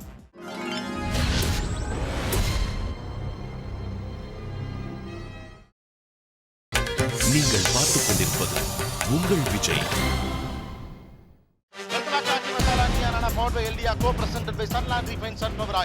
ஒரு காலத்தில் கோலோச்சிய திரைப்படங்களில் நாம் அதிகாரம் சக்தி மிகுந்தவர்கள் என்று நினைக்கக்கூடிய நாட்டாமைகள் ஒரு பக்கம், இன்னொரு பக்கம் இவர்களுடைய செயல்பாடுகள் சரியில்லை. இன்றைக்கு இருக்கக்கூடிய இந்த நவநாகரிக மனித உரிமைகளுக்கு முக்கியத்துவம் கொடுக்கக்கூடிய சொசைட்டியில் இவங்களுக்கு ரோலே இல்லை அப்படின்னு இளைஞர் கூட்டம். இந்த சிஸ்டம் ஏன் வழக்கொழிந்து போக வேண்டும்? இது இல்லாமல் ஏன் போக வேண்டும்? எஸ், இந்த சிஸ்டம் ஏன் வழக்கொழியணும் அல்லது அழிக்கப்படணும் அப்படின்னா, மன்னர்கள் அல்லது வேந்தர்களுடைய சர்வாதிகாரத்துக்காக அதை பாதுகாக்கிறதுக்காக இந்த சிஸ்டத்தை உருவாக்கப்பட்டது. ஸோ இப்போ மக்களே மக்களுக்காக மக்களால் அப்படிங்கிற ஒரு குடியரசு நிலையில் அந்த சர்வாதிகார சிஸ்டம் முற்றிலும் ஒரு நயா பைசா அளவு கூட இந்த நாட்டில் இருக்கக்கூடாது. இங்கே நடக்கிறது மக்களாட்சினா அது நமக்கு தேவையில்லை, ஒழிக்கப்படணும். இந்த சிஸ்டம் ஏன் இல்லாமல் போகணும்னு நினைக்கிறேன்னா, இவங்க தர தீர்ப்புகள் எதுவுமே பார்த்தீங்கன்னா சட்டத்திற்கு எதிரானது. மேக்ஸிமம் பார்த்தீங்கன்னா சட்டத்துக்கு எதிராக தான் இவங்க தீர்ப்பை தராங்க. அது வந்து பார்த்தீங்கன்னா ஏற்றுக்கொள்ளப்படாத ஒன்று. ஓகே, சட்டத்திற்கு எதிராக இருக்கிறது நடைமுறை, அதனால இது வழக்கொழியணும். வேற ஏன் இந்த சிஸ்டம் வழக்கொழிந்து போக வேண்டும்? பெண்களுக்கோ இளைஞர்களுக்கோ இவங்க முன்னுரிமை தர மாட்டாங்க. ஓகே, பெண்களுக்கோ இளைஞர்களுக்கோ முன்னுரிமை தருவதில்லை. சூப்பர். எஸ், ஊர்க்கூட்டம்னு போடுவாங்க, அதில் பெண்கள் வரைய விட மாட்டாங்க. ஓகே, அவங்க வரவே மாட்டாங்க, அவங்க பேசுறதுக்கு அனுமதிக்கு. அதே மாதிரி கல்யாணம் ஆகாதவங்க 40 வயசா இருந்தாலும் அவங்கள பேச அனுமதிக்க மாட்டாங்க. புள்ளி கிடையாது. ஆமா, ஏன்னா ஒரு முழு மனுஷன் இல்ல. ஓகே, அப்படின்னு ரொம்ப ஆழமா கவனிச்சு இந்த பையன் சொல்றாப்ல. சார், எந்த பெண்களுமே வர்றது கிடையாது. பஞ்சாயத்துக்கு கூப்பிட்டா அவங்க வீட்டுக்கு ஒரு ஆள் தான் சார். பஞ்சாயத்துங்கிறது ஒரு பஞ்சாயத்துக்கு வர பொண்ணுங்களை நீங்க அனுமதிக்கிறதா? இல்ல இல்ல யாருமே சார். நீங்க இன்ஃபார்ம் பண்றீங்களா? நீங்க அதை என்கரேஜ் பண்றீங்களா முதல்ல? இல்ல பஞ்சாயத்து வந்து ஒரு பொம்பளை ஆள் நிக்குதுன்னா அதாவது அதை எப்படி பாப்பீங்க? சார், 5 பேர் இருக்காங்கன்னா, வீட்டுல 5 பேர் இருக்காங்கன்னா போய் கூட்டன்னு சொல்லிட்டா ஒரு தகப்பனாரோ பையனோ வருவாங்க சார். நீங்க பெண்களை கூப்பிடுறது இல்ல, நியாயமா பேசுங்க. நம்ம பொம்பளை வந்து பஞ்சாயத்தில் வந்து நின்னா அசிங்கம். ரொம்ப சிம்பிள் சார். நீங்க பெண்களை ஏன் பஞ்சாயத்துல அவங்க குரலுக்கு இடம் இல்லைன்னு கேக்குறாரு. நான் பதில் சொல்கிறேன். பெண்கள் வந்து கூடுமான வரைக்கும் அதிகம் பெண்கள் கூடும்போது அங்கே அதிக சத்தமும் அங்கே சரியான தீர்வும் காண முடியாத ஒரு சூழ்நிலை வரும். அதாவது பெண்கள் வந்து ஒரு பட்டுன்னு ஒரு வார்த்தையை கட்டுப்படுனா பட மாட்டாங்க கிராமத்து மக்கள் இன்னி சூழ்நிலை கூட. அதனால் வந்து சீக்கிரம் வந்து தீர்வு ஏற்படாது. பெண்களால் அதிக சண்டை தான் வரும். வேற என்ன ரீசன்? எதுக்கு பெண்களை கூப்பிட மாட்டேங்கிறீங்க? பெண்கள் வந்தாக்கா சீக்கிரமா அது கூட்ட முடியறது இல்லையா? பெண்கள் வந்தா கூட்ட முடியாது. வேற ஒவ்வொரு குடும்பத்திலையும் பெண்கள் வர்றதை விரும்புறது இல்ல. உங்க ஒய்ஃபை பஞ்சாயத்து கூட்டிட்டு போவீங்களா? இல்ல. ஏன்? அதாவது பெண்கள் வர்றது இல்ல. பெண்கள் கூட்டம்னா தான் பெண்களை கூட்டி போறது. நல்ல ஒரு பதவி சார். போய் தீர்ப்பு கொடுக்க போறீங்க. நீங்க தீர்ப்பு கொடுக்குற அழகு உங்க மனைவி பார்க்கட்டுமே, ஏன் கூட்டு போனா என்ன? ஊர் கூட்டம்னா ஆண்கள் தான் இருக்கிறங்கிற ஒரு சம்பிரதாயம் இருக்கு. ஏன் ஆண்கள் தான் இருக்கணும்? அங்கே சலசலப்பு அதிகமா ஏற்படும் சார். அந்த இடத்துல சரியான தீர்வு எடுக்க முடியாது. சலசலப்பு அதிகமா இருக்கும், தீர்வு எடுக்க முடியாது. வேற என்ன ரீசன்? வேற என்ன ரீசன்? அது அங்கே தகாத வார்த்தைகள் வர்றதுனால அங்கே யூஸ் பண்ணுறது. இதை விட நீங்க எவ்வளவு டாமினேட்டிவ்னு சொல்லவே முடியாது. வீட்டுல நல்லது கெட்டதுக்கு பொம்பளைங்களையும் கலந்துக்கிற ஒரு கட்டமைப்புல இருக்க நாம ஊர் பிரச்சனைகளையும் பொம்பளைங்களோட கருத்தை கேட்டுக்கிறது என்ன? வாங்க எல்லாரும் வாங்க, உங்க பிரச்சனை என்னன்னு சொல்லுங்க, நீங்களும் உங்க கருத்தை சொல்லுங்கன்னு ஏன் கேட்டுக்க மாட்டேங்கிறோன்னு கேட்க. ஆண்களோட டாமினேஷன் சார் காரணம். ஏன்னா எந்த விஷயமா இருந்தாலும் தான் சொல்லி தான் நம்ம மனைவிக்கு தெரியணும். 4 பேர் பப்ளிக்ல வந்து அவங்க தெரிஞ்சுக்கிட்டு வந்து நம்மளை வந்து எந்த கேள்வி கேட்கக்கூடாது. அந்த ஒரு ரீசன். எவ்வளோ விஷயங்களை நம்ம எடுத்து பேசணும். இது நான் உண்மையிலே மனப்பூர்வமாக ஒத்துக்கூடிய விஷயம். அந்த காலத்தில் பாரம்பரியமாக ஒதுக்கி வச்சாங்க பெண்களை, அப்படியே ஃபாலோ பண்ணிட்டு வந்துட்டாங்க. அதுதான் உண்மை. நான் ஒத்துக்க தான் வேணும். நாங்கள் ஃபண்டமெண்டலா பெண்களுக்கு அது புரியாது, பெண்களுக்கு விவரம் சொல்ல முடியாது ஈஸியாக. ஒரு பெண்ணுக்கு நம்ம ஆண்டுட்டு இருக்கும்போது நம்ம இவ்வளோ பெரிய விஷயம் போயிட்டாங்க. அதை வந்து அந்த காலத்தில் இந்த பாரம்பரியத்தை அப்படியே ஃபாலோ பண்ணிட்டு வந்துட்டு இருக்காங்க. அவ்வளோ பெண்களை சேர்க்காவே ஒரு ஆதிக்கம் பண்ண காலத்தோட வெளிப்பாடு இது. இதை நானே என் மனைவி வந்து என்னோட கலந்துக்கிறத ஒத்துக்க மாட்டேங்குது என் மனநில. அந்த புரட்சிகரமான கருத்து என் உள்ள திணிச்சு இருந்தாலும் புத்துயிர் பெற்றிருந்தாலும் அந்த பழமை என்ன தடுக்குது. பெண்களுடைய குரல் ஏதோ ஒரு வகையில் வெளிப்படுதா அப்படிங்கிறத நான் கேட்க விரும்புகிறேன். என்னன்னா, இப்போ வீட்டுக்கு ஒரு 500 ரூபா வரி அப்படின்னு நீங்கள் போட்டுறீங்க அப்படின்னு வச்சுங்களேன். பெண்கள் உள்ளே இருக்க மாட்டாங்க, அந்த கூட்டத்தில் இல்லாட்டி தூரத்தில் நிற்பாங்க. அவங்க முணுமுணுத்தா உங்களுடைய தீர்ப்பு என்னவா இருக்கும்? அவங்க அங்கே வந்து அதை கேட்டது கிடையாது சார். ஒன்று பஞ்சாயத்து முடிஞ்சதுக்கு அப்புறம் வேணா வீட்டில் வந்து நீ மட்டும் 500 ரூபா போட்டுட்டு அப்படி எதனா ஒரு பிரச்சனைகள் வரும். இதை ஒத்துக்கூடிய விஷயமா இருந்தாலும் ஒரு ஆண் ஆட்டை படிக்கிறவங்க பெண்ணு தான். ஒரு ஆண் மூலியமா அந்த பெண்ணோட குரல் சமுதாயத்தில் எதிரொலிக்குது. என்னுடைய மனைவியுடைய குரல் வந்து என் மூலியமா எதிரொலிக்குது. பெண்கள் ஊர் பஞ்சாயத்துக்கு வருவாங்க. ஒன்று விட்னஸாக வருவாங்க அல்லது வாக்குமூலம் கொடுக்குறதுக்காக வருவாங்க. அதுக்கப்புறம் அந்த வாத பிரதிவாதங்களில் கலந்துக்கிற விடமாட்டாததுக்கு ஒரே காரணம் எங்கள் ஆத்தாலோ என் மனைவியோ என் அக்கா தங்கச்சியோ என் மகளோ என்னை விட முக்கியத்துவம் வாய்ந்ததாக ஊரில் இருக்கக்கூடாது அப்படிங்கிறது தான். இதை தவிர வேறு ஒரு காரணமும் கிடையாது. இந்த கட்டமைப்பினுடைய பண்பாடை நீங்கள் தமிழ் சூழலேருந்து முதல்ல அழகாக சொன்னீங்க. ஆனால் பெண்களுடைய குரல் பஞ்சாயத்துகளில் அல்லது நாட்டாமைகள் சொல்லக்கூடிய இந்த செயல்பாடுகளில் பெண்களுடைய மனப்புழுக்கமோ அவங்களுடைய குரலோ அவங்களுடைய இதோ ஒழிக்காமல் தான் இருந்திருக்கா இது வரைக்கும்? நிச்சயமாக ஒழிக்கும் சார். என் மனைவி நான் வரையில் என்கிட்ட என் மனைவியோ எங்கள் ஆத்தால சொல்லி விட்டுருவாங்க. இன்றைக்கி அவன் மொட்டாட்டிக்கு நடந்தது தான் நாளைக்கு எனக்கும் என் மனைவிக்கும் அல்லது இதை சொல்லிடுவாங்க. இதை மையமாக வச்சு நான் செய்வேன். என் மனைவியினுடைய ரெப்ரசன்டேட்டிவாக தான் நான் இங்கே போவேனே தவிர பிரதிநிதியா என் மனைவியை அலோவ் பண்ண மாட்டேன். சரி, உன்னுடைய கருத்தை உன்னுடைய பாதிப்பை நீனே சொல்லு. பெண் அங்கே அனுமதிக்கப்படலைனாலும் அவளுடைய குரல் அங்கே வந்து நிச்சயம் நான் போய் சொல்லிடுவேன். ஏன்னா நாளைக்கு என் மனைவிக்கு அதே பாதிப்பு, என் தாயாருக்கு அதே பாதிப்பு, என் அக்கா தங்கச்சி அது பாதிப்பு வரும்ல, அது வரக்கூடாதுங்கிறதுக்காக. ஸோ ஒரு பெண்ணுடைய குரல் ஒலிக்கும், ஆனால் அது அவளுடைய குரல் போல அங்கே சமூகத்துக்கு காட்டக்கூடாது. ஓகே, பஞ்சாயத்தில் கொஞ்சம் வார்த்தை தடிக்கும், அதனால அங்கே பெண்கள் இருக்க வேணாம் நீங்கள் நினைக்கிறீங்க. ஒன்று, ஏன்னா ஆபாசமாக கூட குறைச்சி பேசுகிறோம், கெட்ட வார்த்தை வரும். ரெண்டாவது, கொஞ்சம் அடிதடி அப்படி இப்படிலாம் இருக்க வாய்ப்பு இருக்குது, அங்கே எதுக்கு பெண்கள் நினைக்கிறீங்க. மூணாவது, அவங்களுடைய குரல் ஏதோ ஒரு வழியில் வெளிப்பட்டே தான் ஆகும். அது பஞ்சாயத்து தலைவர் அந்த நாட்டாமைக்கும் பொருந்தும், அங்கே நிற்கிறவங்களுக்கும் பொருந்தும். நீங்கள் நாட்டாமையாக இருந்தாலும் உங்கள் வீட்டுக்காரமாக சொல்லக்கூடிய ஒரு கோஷன்ட் இருக்குது. அவங்க வீட்டிலே உட்காந்து உங்களை நாட்டாமை பண்ணிக்கிட்டு இருப்பாங்க. எங்கள் ஊரில் கிராமத்தில் நாட்டாமல் நான் தான். இப்போ என்ன நடந்துகிட்டு இருக்குது அப்படின்னா, கோவிலில் திருவிழானா முதல் மரியாதை, அது ஒன்று. இன்னொன்று வந்து கோவில் நகைகளை பாதுகாக்கிறது, கோவில் சொத்தை பாதுகாக்கிறது. கோவில் வந்து அரசாங்கத்தில், எல்லா கோவிலுமே அரசாங்கத்தில் சேர்ந்துடல. கிராமங்களில் இருக்கிற சின்ன சின்ன கோவில்கள் இருக்குன்னா அதுக்கு நகை இருக்குது, சொத்து இருக்குது. அதுக்கு யார் பொறுப்பு? எங்கள்கிட்ட தான் இருக்குது. நான் வந்து என் வீட்டில் வச்சுக்கிறதுக்கு பயந்துக்கிட்டு பேங்க்கில் லாக்கர் வச்சு அதுக்கு லாக்கர் மெயின்டெனன்ஸ் சார்ஜ் என்னோட பர்சனல் செலவில் கொடுத்து நான் பண்ணிகிட்டு இருக்கிறேன். அதுக்கு ஒரு நாட்டாமை வேணும் அப்படிங்கிறது இல்லை. 4 பங்காளிகளை வச்சா அல்லது அந்த ஊர் சனங்கள்லாம் சேர்ந்தே அதை செஞ்சுட்டு போயிடலாம். எல்லாருக்கும் உப்புக்காக ஒவ்வொரு ரூபா வரி போடுவோம். வசதி உள்ளவங்க கோபிநாத் சார் இருக்கானா அவர்கிட்ட 1000 ரூபா வாங்கிடுவோம். ஆனால் நானும் அதில் பார்ட்டிசிபேட் பண்ணணும், ஆளுக்கு 10 ரூபாய் போட்டுக்கிறோம் சார் அப்படின்னு சொல்லிட்டு அந்த சிஸ்டத்தை கொண்டு போயிடலாம். ஆனால் தண்டனை கொடுக்கக்கூடாது, இது தனி மனித ஆதிக்கம் வந்துடக்கூடாது அப்படிங்கிறதுக்காக தான் தண்டனை வேண்டாம், அந்த சிஸ்டம் வேண்டாங்கிறது தான் நம்மளுடைய இது. ஏன்னா பொதுவாக ப்ரொஜெக்ட் பண்ணப்படுறதுன்னா நாட்டாமன்னா ஒரு பஞ்சாயத்து நடக்கும், அவர் வருவார், தீர்ப்பு சொல்லுவார். ஆனால் அதை தாண்டி நீங்கள் என்னென்ன பணிகள் செய்கிறீங்க? எங்கள் கிராமம் 400 வீடு கொண்டது.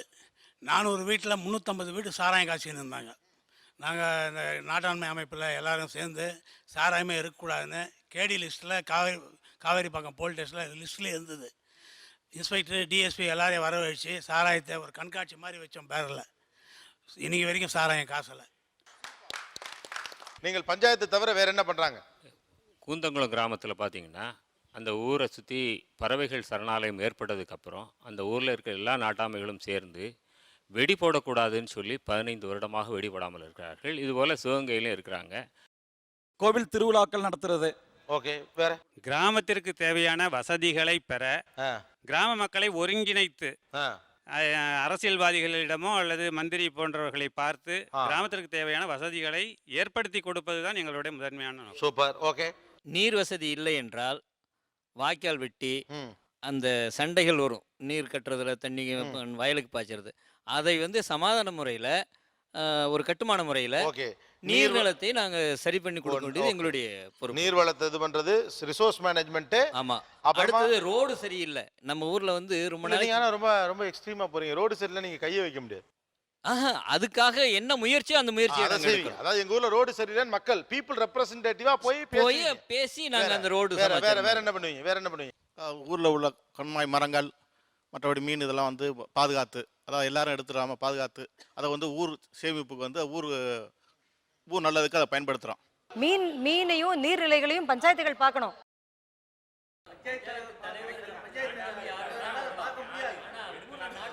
சரி, ஓகே, பஞ்சாயத்து தலைவர் தான் மறுபடி பார்க்கணும். ஆனா நீங்க பார்த்துட்டு இருக்கீங்களா? ஆமா, அப்படிதான் இருக்கு. அது கூட பஞ்சாயத்துகள் தானே பார்க்கணும். 27, 28 வேலைகள் பஞ்சாயத்துக்கு இருக்குல்ல, அவங்க தான் பண்ணணும். கலெக்டர் தான் இன்ஸ்பெக்டர் ஆஃப் பஞ்சாயத்து. அவங்க இத்தனை வேலையை செஞ்சாகணும். செக் அதிகாரம் அவங்களுக்கு இருக்கு. எதனா முறையேற்று பண்ணாங்கன்னா அந்த பஞ்சாயத்து தலைவரையே வெளியே எடுத்துலாம், உறுப்பினர்கள் எல்லாம் பண்ணிடலாம். கலெக்டருக்கு தான் அதிகாரம் வந்துருச்சு, பஞ்சாயத்து சட்டம் வந்துருச்சு. இப்போ இந்த காலத்தில் பொருந்துமா நாட்டாமைகளின் தீர்ப்பு? சந்திக்கலாம் ஒரு சிறிய இடைவெளிக்கு பிறகு. ஆச்சி மசாலா நீயானா பவர்ட் பை எல்டியா, co presented by Sunland refined sunflower oil.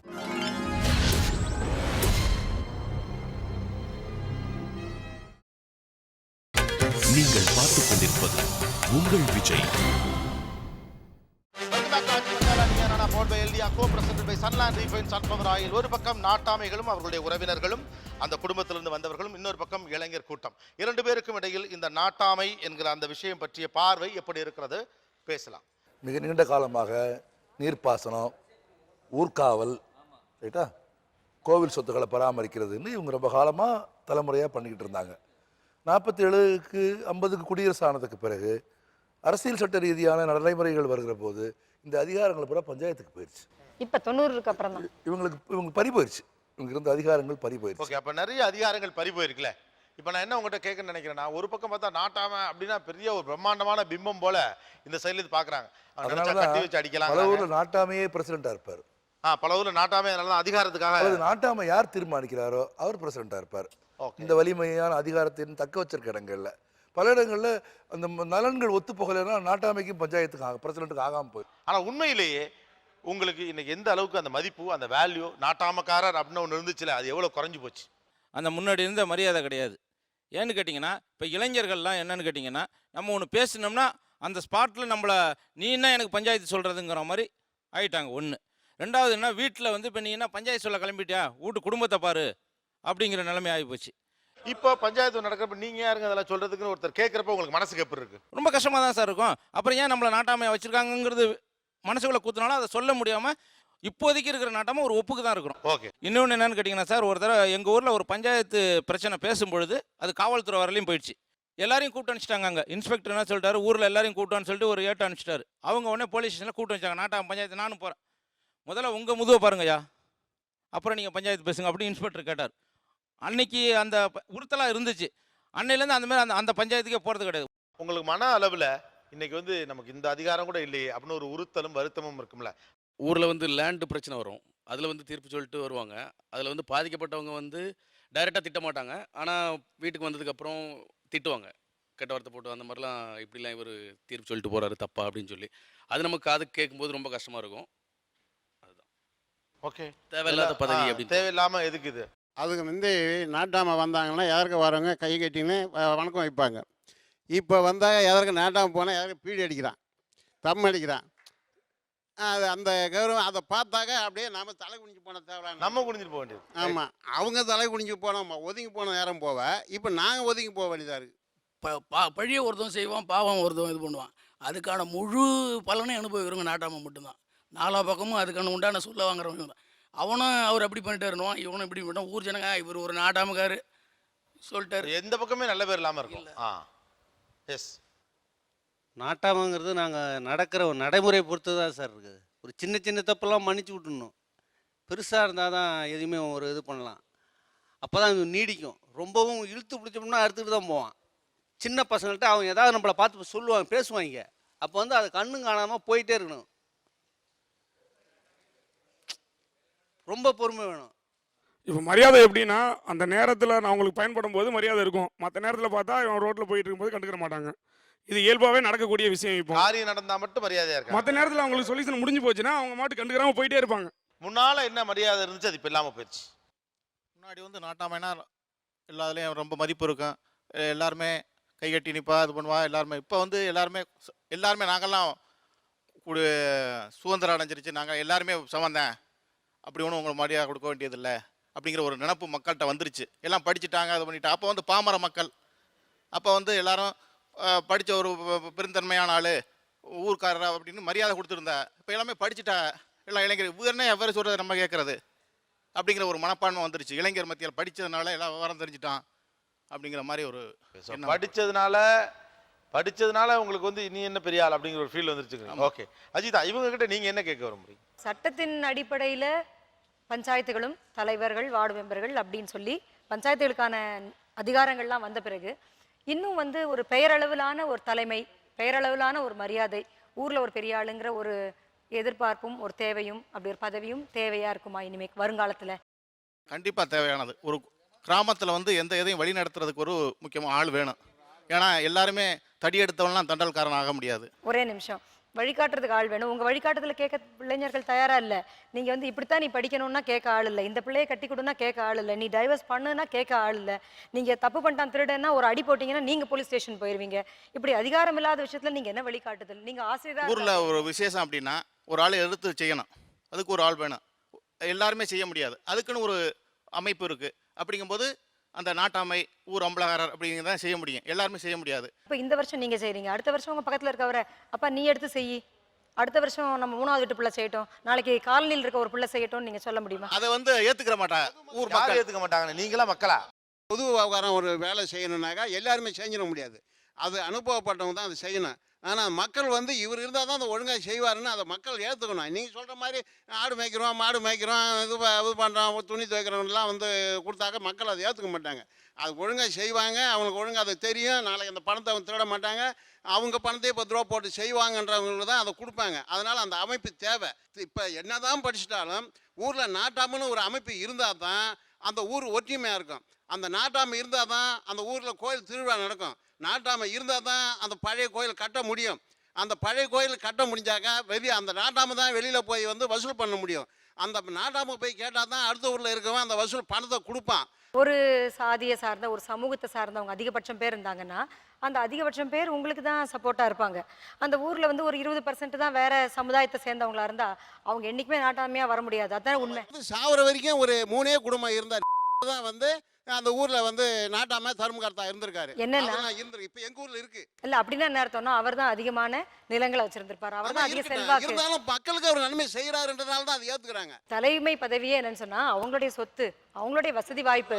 அந்த காலத்துல இருந்து அவங்க ஒரு பெரிய குடும்பம் அப்படிங்கிறது, பெரிய குடும்பம்ங்கிறது என்ன, வசதி வாய்ப்புகள்ல நீங்க சொன்னீங்க பாருங்க, கோயில் பணத்தை அவங்களுக்கு எங்களுக்கு தர முடியாது, மாடு மேய்க்கிறவன் ஆடு மேய்க்கிறவனா அவங்க திருடிடுவாங்களோ, அப்படி பண்ண மாட்டாங்களே, எல்லா ஆடு மேய்க்கிற மாடு திருடுறது இல்லை. அப்போ நம்முடைய எண்ணங்கள் என்னவா இருக்குன்னா சொத்தும் வசதியும் படைத்தவன் தான் தலைமையா இருக்கணுங்கிற ஒரு எண்ணம் நமக்கு இல்லை. ஜனநாயக அமைப்புல அது கொஞ்சம் மாறி போச்சு, நம்ம சிந்தனைகள் தான் கொஞ்சம் மாறணுமோ. சார் அதை யாருமே இப்போ கொடுத்தோம்னா ஏற்றுக்க மாட்டேங்கிறாங்க. என் சுற்றி கிராமத்தில் அதை மாதிரி கொடுக்கும் பொழுது அதில் இருக்கக்கூடிய நிறைகளும் இருக்குது, நிறைய குறைகள் அதிகமாக அதை ஃபேஸ் பண்ணுறது. நாட்டாமையாக இருக்கிறதுங்கிறது சாதாரண ஒரு விஷயமே கிடையாது. அதில் எவ்வளவு பகைகள், எவ்வளவு செலவுகள், எவ்வளவு குடும்பத்தில் பிரச்சனைகள். அதனால் அவங்க என்ன செய்கிறாங்கன்னு கேட்டால் நம்ம ஃப்ரீ ஆகிடுவோம். அதுமாதிரி நான் நிறைய பஞ்சாயத்தில் சொல்லிக்கப்பா, நீ நாட்டாமையா இருப்பா, நீ சில ஐயா அது நம்மளுக்கு வேணாங்கய்யா அப்படின்னு சொல்லிடுவாங்க. ஜாதியிலையும் பணத்திலையும் பெரும்பான்மையாக இருக்கிறவங்க மட்டும்தான் நாட்டாமையாக இருக்க முடியும். அப்படி இருக்கிறத உத்தரவாதப்படுத்துறது தான் நாட்டாமைகளின் நோக்கமே. அதை தாண்டி நீங்கள் தருவதாக சொன்னாலும் அது ஒரு பாவனை தான். அதை ஒருத்தர் ஏற்றுக்க முடியாது. ஏற்றுக்கிட்டாலும் அவர் அந்த ஊரில் செயல்பட முடியாது. விதிவிலக்கான அறம் சார்ந்த நேர்மையான ஒழுக்கமுடைய நாட்டாமைகள் ஒரு காலத்தில் இருந்திருக்காங்க. அப்படி பல பேரை பற்றி நம்ம கதைகளில் படிச்சிருக்கோம், கேட்டிருக்கோம். இந்த காலத்துலேயும் அப்படி இருக்கிறாங்க. பொது சொத்தை வந்து தன் சொத்தாக பாவிக்காமல் அவர் சொல்கிற மாதிரி ஊருக்கு ஏதாவது குறைஞ்சா 10 ரூபா போட்டு செலவு செய்கிற அளவுக்கு மேன்மையான நாட்டாமைகள், தனி மனிதர்கள் எல்லா காலத்துலேயும் இருந்திருக்கிறாங்க. ஆனால் அது விதிவிலக்கு தான், பொது விதி இல்லை. 88 வடிவங்களில் இருக்குது தீண்டாமை. 7000க்கு மேற்பட்ட கிராமங்களில் இருக்குது. அவைகளை காப்பாற்றுவது தான் காலங்காலமாக நாட்டாமைகளின் வேலை. அதை செய்ய தவறிய மாறிய சூழ்நிலையை புரிந்து கொண்டு பல்வேறு இடதுசாரி அல்லது திராவிட இயக்கங்களில் பங்கேற்று பெரியாரின் சிந்தனையில், மார்க்சின் சிந்தனையில் தாக்கப்பட்டு படித்து இந்த தலைமுறையில் நாட்டாமையாக இருக்கிறவங்களில் சில பேர் எல்லாத்தையும் சமமாக பாவித்து நடத்துகிறவங்க இருப்பாங்க. ஆனால் நடைமுறையாக ஒட்டுமொத்தமாக பார்க்கிற போது இந்த அமைப்பு தீண்டாமையை காப்பாற்றுவதற்காக, ஜாதியை காப்பாற்றுவதற்காக, வசதியும் பணமும் நிலமும் படைத்தவருடைய நலன்களை காப்பாற்றுவதற்காக, ஒரு ஊரின் அனைத்து குழந்தைகளுக்கும் சமமான கல்வி தருவதற்கான, பெண்களின் குரலை ஒலிப்பதற்கான, 2 வீட்டுக்காரன் 3 வீட்டுக்காரன் நியாயத்தை காப்பாற்றுவதற்காக செயல்படவில்லை என்கிற கசப்பான உண்மையை நாங்கள் பார்த்து கொண்டே இருக்கிறோம். சார் பதிவு செஞ்சதில் தவறு இல்லை சார், அது எல்லாமே உண்மைதான் சார் அவர் சொன்னது. ஆனால் இப்பொழுதைக்கு இருக்கக்கூடிய இந்த காலகட்டத்தில் அந்த மாதிரி ஒரு சூழ்நிலையே இல்லை. நாங்கள் எல்லாமே சகோதர தத்துவத்தில் எல்லாமே கரெக்டாக தான் நாங்கள் செயல்படுவோம். அந்த மாதிரி இப்போதைக்கு அப்படி இருக்கிற மனிதர்களை நான் பாராட்டுகிறேன். அரசியல் சட்டப்படியும் நாட்டாமைங்கிற பதவி சட்டபூர்வமானது அல்ல. உச்சநீதிமன்ற தீர்ப்பின்படியும் நாட்டாமைங்கிற பொறுப்பு சட்டபூர்வமானது அல்ல. தீர்ப்பு சொல்லி உச்சநீதிமன்றம் இப்படி ஒன்று கிடையாதுன்னு சொல்லிடுச்சு இல்லையா? அப்போ சட்டத்துக்கு புறம்பான ஒன்றை இருக்க வேண்டும் என்று சொல்வது சட்டவிரோதமானது. இப்போ வந்து நாங்கள் வந்து ஊர் மக்களுடைய அனைத்து ஆதரவோடு தான் நாங்கள் பண்ணுறோம். இப்போ ஊர் மக்கள் வந்து எதுவுமே வேணாம், நீங்கள் வேணாம் அப்படின்னா நாங்கள் ஒதுங்கிடுவோம். அப்போ இவங்க வீட்டுக்கு பஞ்சாயத்து வரும்போது ஐயா உங்க பஞ்சாயத்தை நீங்கள் வேற எங்கே தீர்த்துக்கோங்க, எனக்கு இந்த வேலை இல்லைன்னு சொல்லலாமா? நீங்க சட்டப்படி எப்படி சொன்னா கூட, நீங்கள் போலீஸ் ஸ்டேஷனில் பார்த்துக்கணும்னு சொன்னா கூட ஒரு 2 பேர் நீங்கள் ஏதாவது சொல்லுங்க சார். எந்த கிராமத்திலேயாவது தாய் தப்பட்டை இனத்துலேருந்து நாட்டாமல் இருக்காங்களா சார்? இப்போ நான் வந்து ஒரு ஆதிரட வகுப்பை சேர்ந்தவன் தான். எங்கள் ஊரில் இருக்கிற மொத்த வில்லேஜுக்கும் நான் நாட்டாமக்காரனாக இருக்கிறேன். அங்கே வந்து வகுப்புவாதமோ உயர்ந்தவனோ தாழ்ந்தவனோலாம் கிடையாது. இப்போ ஐயா சொன்ன மாதிரி அந்த கூவி சொல்கிறத கூட கேட்டப்போ எங்கள் கிராமத்தில் நான் போன பிறகு அந்த வார்த்தைகளுக்கெல்லாம் இடம் கிடையாது. இப்போ அந்த கமிட்டின்னு பார்த்தீங்கன்னா அந்த கமிட்டியில் எல்லா சமுதாய மக்களும் பங்கெடுத்துக்கிறாங்க. தலைமுறை தலைமுறையாக தான் அந்த பரம்பரையாக இந்த நாட்டாண்மை வருங்கிறது எனக்கு பொருந்தாது. ஏன்னா எங்கள் ஃபாதர்லாம் வந்து நாட்டாமையாக இல்லை, ஆனால் நான் வந்து நாட்டாமையாக ஆகியிருக்கிறேன். எங்கள் கிராமத்தில் யார் இருக்கிறதுல யோகியனாக இருக்கிறானோ அவங்கள வந்து நாட்டாமையாக போடுறதுங்கிறது நடைமுறையில் இருக்குது. பெருவாரியான கிராமத்தில் அப்படியா? அதாவது அது பெருவாரியா குடும்ப ரீதியா வர்றது தானுங்க. இல்லை அப்படி இல்லை, நான் அப்படி இல்லைங்கிறதுக்கு தான் நான் அப்படி இல்லையா? இன்றைக்கு இருக்கக்கூடிய நாட்டாமைகளின் உலகம் கோவிலை கொஞ்சம் நிர்வாகம் செய்வது, பொதுமக்களுக்கு தேவைப்படக்கூடிய விஷயங்களில் பஞ்சாயத்து பண்ணுறது இப்படிங்கிற அளவை தாண்டி தீண்டாமைக்கு எதிராகவோ அல்லது கல்வியை வளர்க்க வேண்டும் என்ற பார்வையிலேயோ தன்னுடைய பயணத்தை செலுத்தவில்லை. அது அவர்களுடைய பலகீனம் என்று பாரதி கிருஷ்ணகுமார் ஒரு முக்கியமான விஷயத்தை முன்வைக்கிறார். நாட்டாமைகள் என்ன சொல்வார்கள் பேசலாம். பிறகு இது ஆச்சி மசாலா நியானா பவர்ட் பை எல்டிஆ co presented by Sunland refine sunflower oil.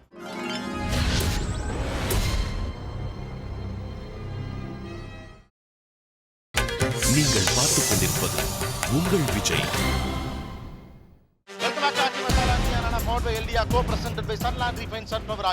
நீங்க இந்த சிஸ்டம்குள்ள இது பெரிய சிக்கலாக சொல்லப்படுவது ஜாதி, அது சார்ந்த அதிகாரம் தான். இதெல்லாத்தையும் உடைச்சு நீங்க எப்படி நாட்டாமையா வந்தீங்க? எல்லா சமுதாயத்தையும் ஏற்றுக்கிற மக்கள் அங்கே இருக்கிறாங்க. எங்களுக்குள்ள இது மாதிரி ஒரு பாகுபாடோ மற்ற இப்போ ஆதிநாராயணன் சொன்னால் இதை ஏற்றுக்கூடாதுன்ற மக்களும் அங்கே கிடையாது.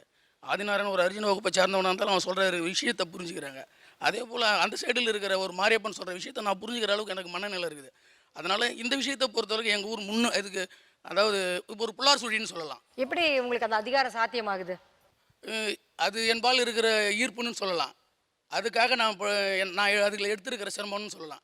ஒரு 15 பேர் 16 பேர் கொண்ட குழுவில் நான் ஒரு மெம்பர். இதில் அப்பன்னா அதுல ஒரு ஜனநாயகம் இருக்கு. குரல் அங்கே கமிட்டியின் தலைவர் மாதிரி இருக்கீங்க. அது வந்து சுழற்சி 3 வருஷத்துக்கு ஒரு முறை அந்த 12 பேர்ல ஒரு ஆள் வந்து தலைமை பொறுப்புக்கு வராங்க. நான் 2 முறை வந்திருக்கிறேன். நாட்டாமையாக இருந்து பண்ணுற தீர்ப்பு சரியா இருக்காது. 3 வருஷத்துக்கு ஒரு தாரம் மாறி மாறி வரவங்க பண்ணுற தீர்ப்பு மட்டும் சரியா இருக்குமா? ஏன்னு சொன்னா கேள்வி கேட்கறதுக்கு வாய்ப்பு இருக்கு. அவங்க மாத்துறதுக்கு கேள்வி கேட்கலாமே. இல்ல உங்களை மாத்தவே முடியாது. இல்ல மாத்த முடியாதுன்னா ஒண்ணும் இல்ல. இந்த கேளுங்க, மக்கள் நினைச்சாங்க அன்னைக்கே மாத்தலாம். அதெல்லாம் மாத்த முடியாது. அதெல்லாம் மாத்தலாம். இப்ப உங்களை மாத்திட்டு பக்கத்து வீட்டுக்காரரை போட முடியாது. ஊர்ல மாத்த முடியாத இருக்கலாம். ஆனா நெல்லங்குளம் இருந்தா தான் மாத்த முடியாது.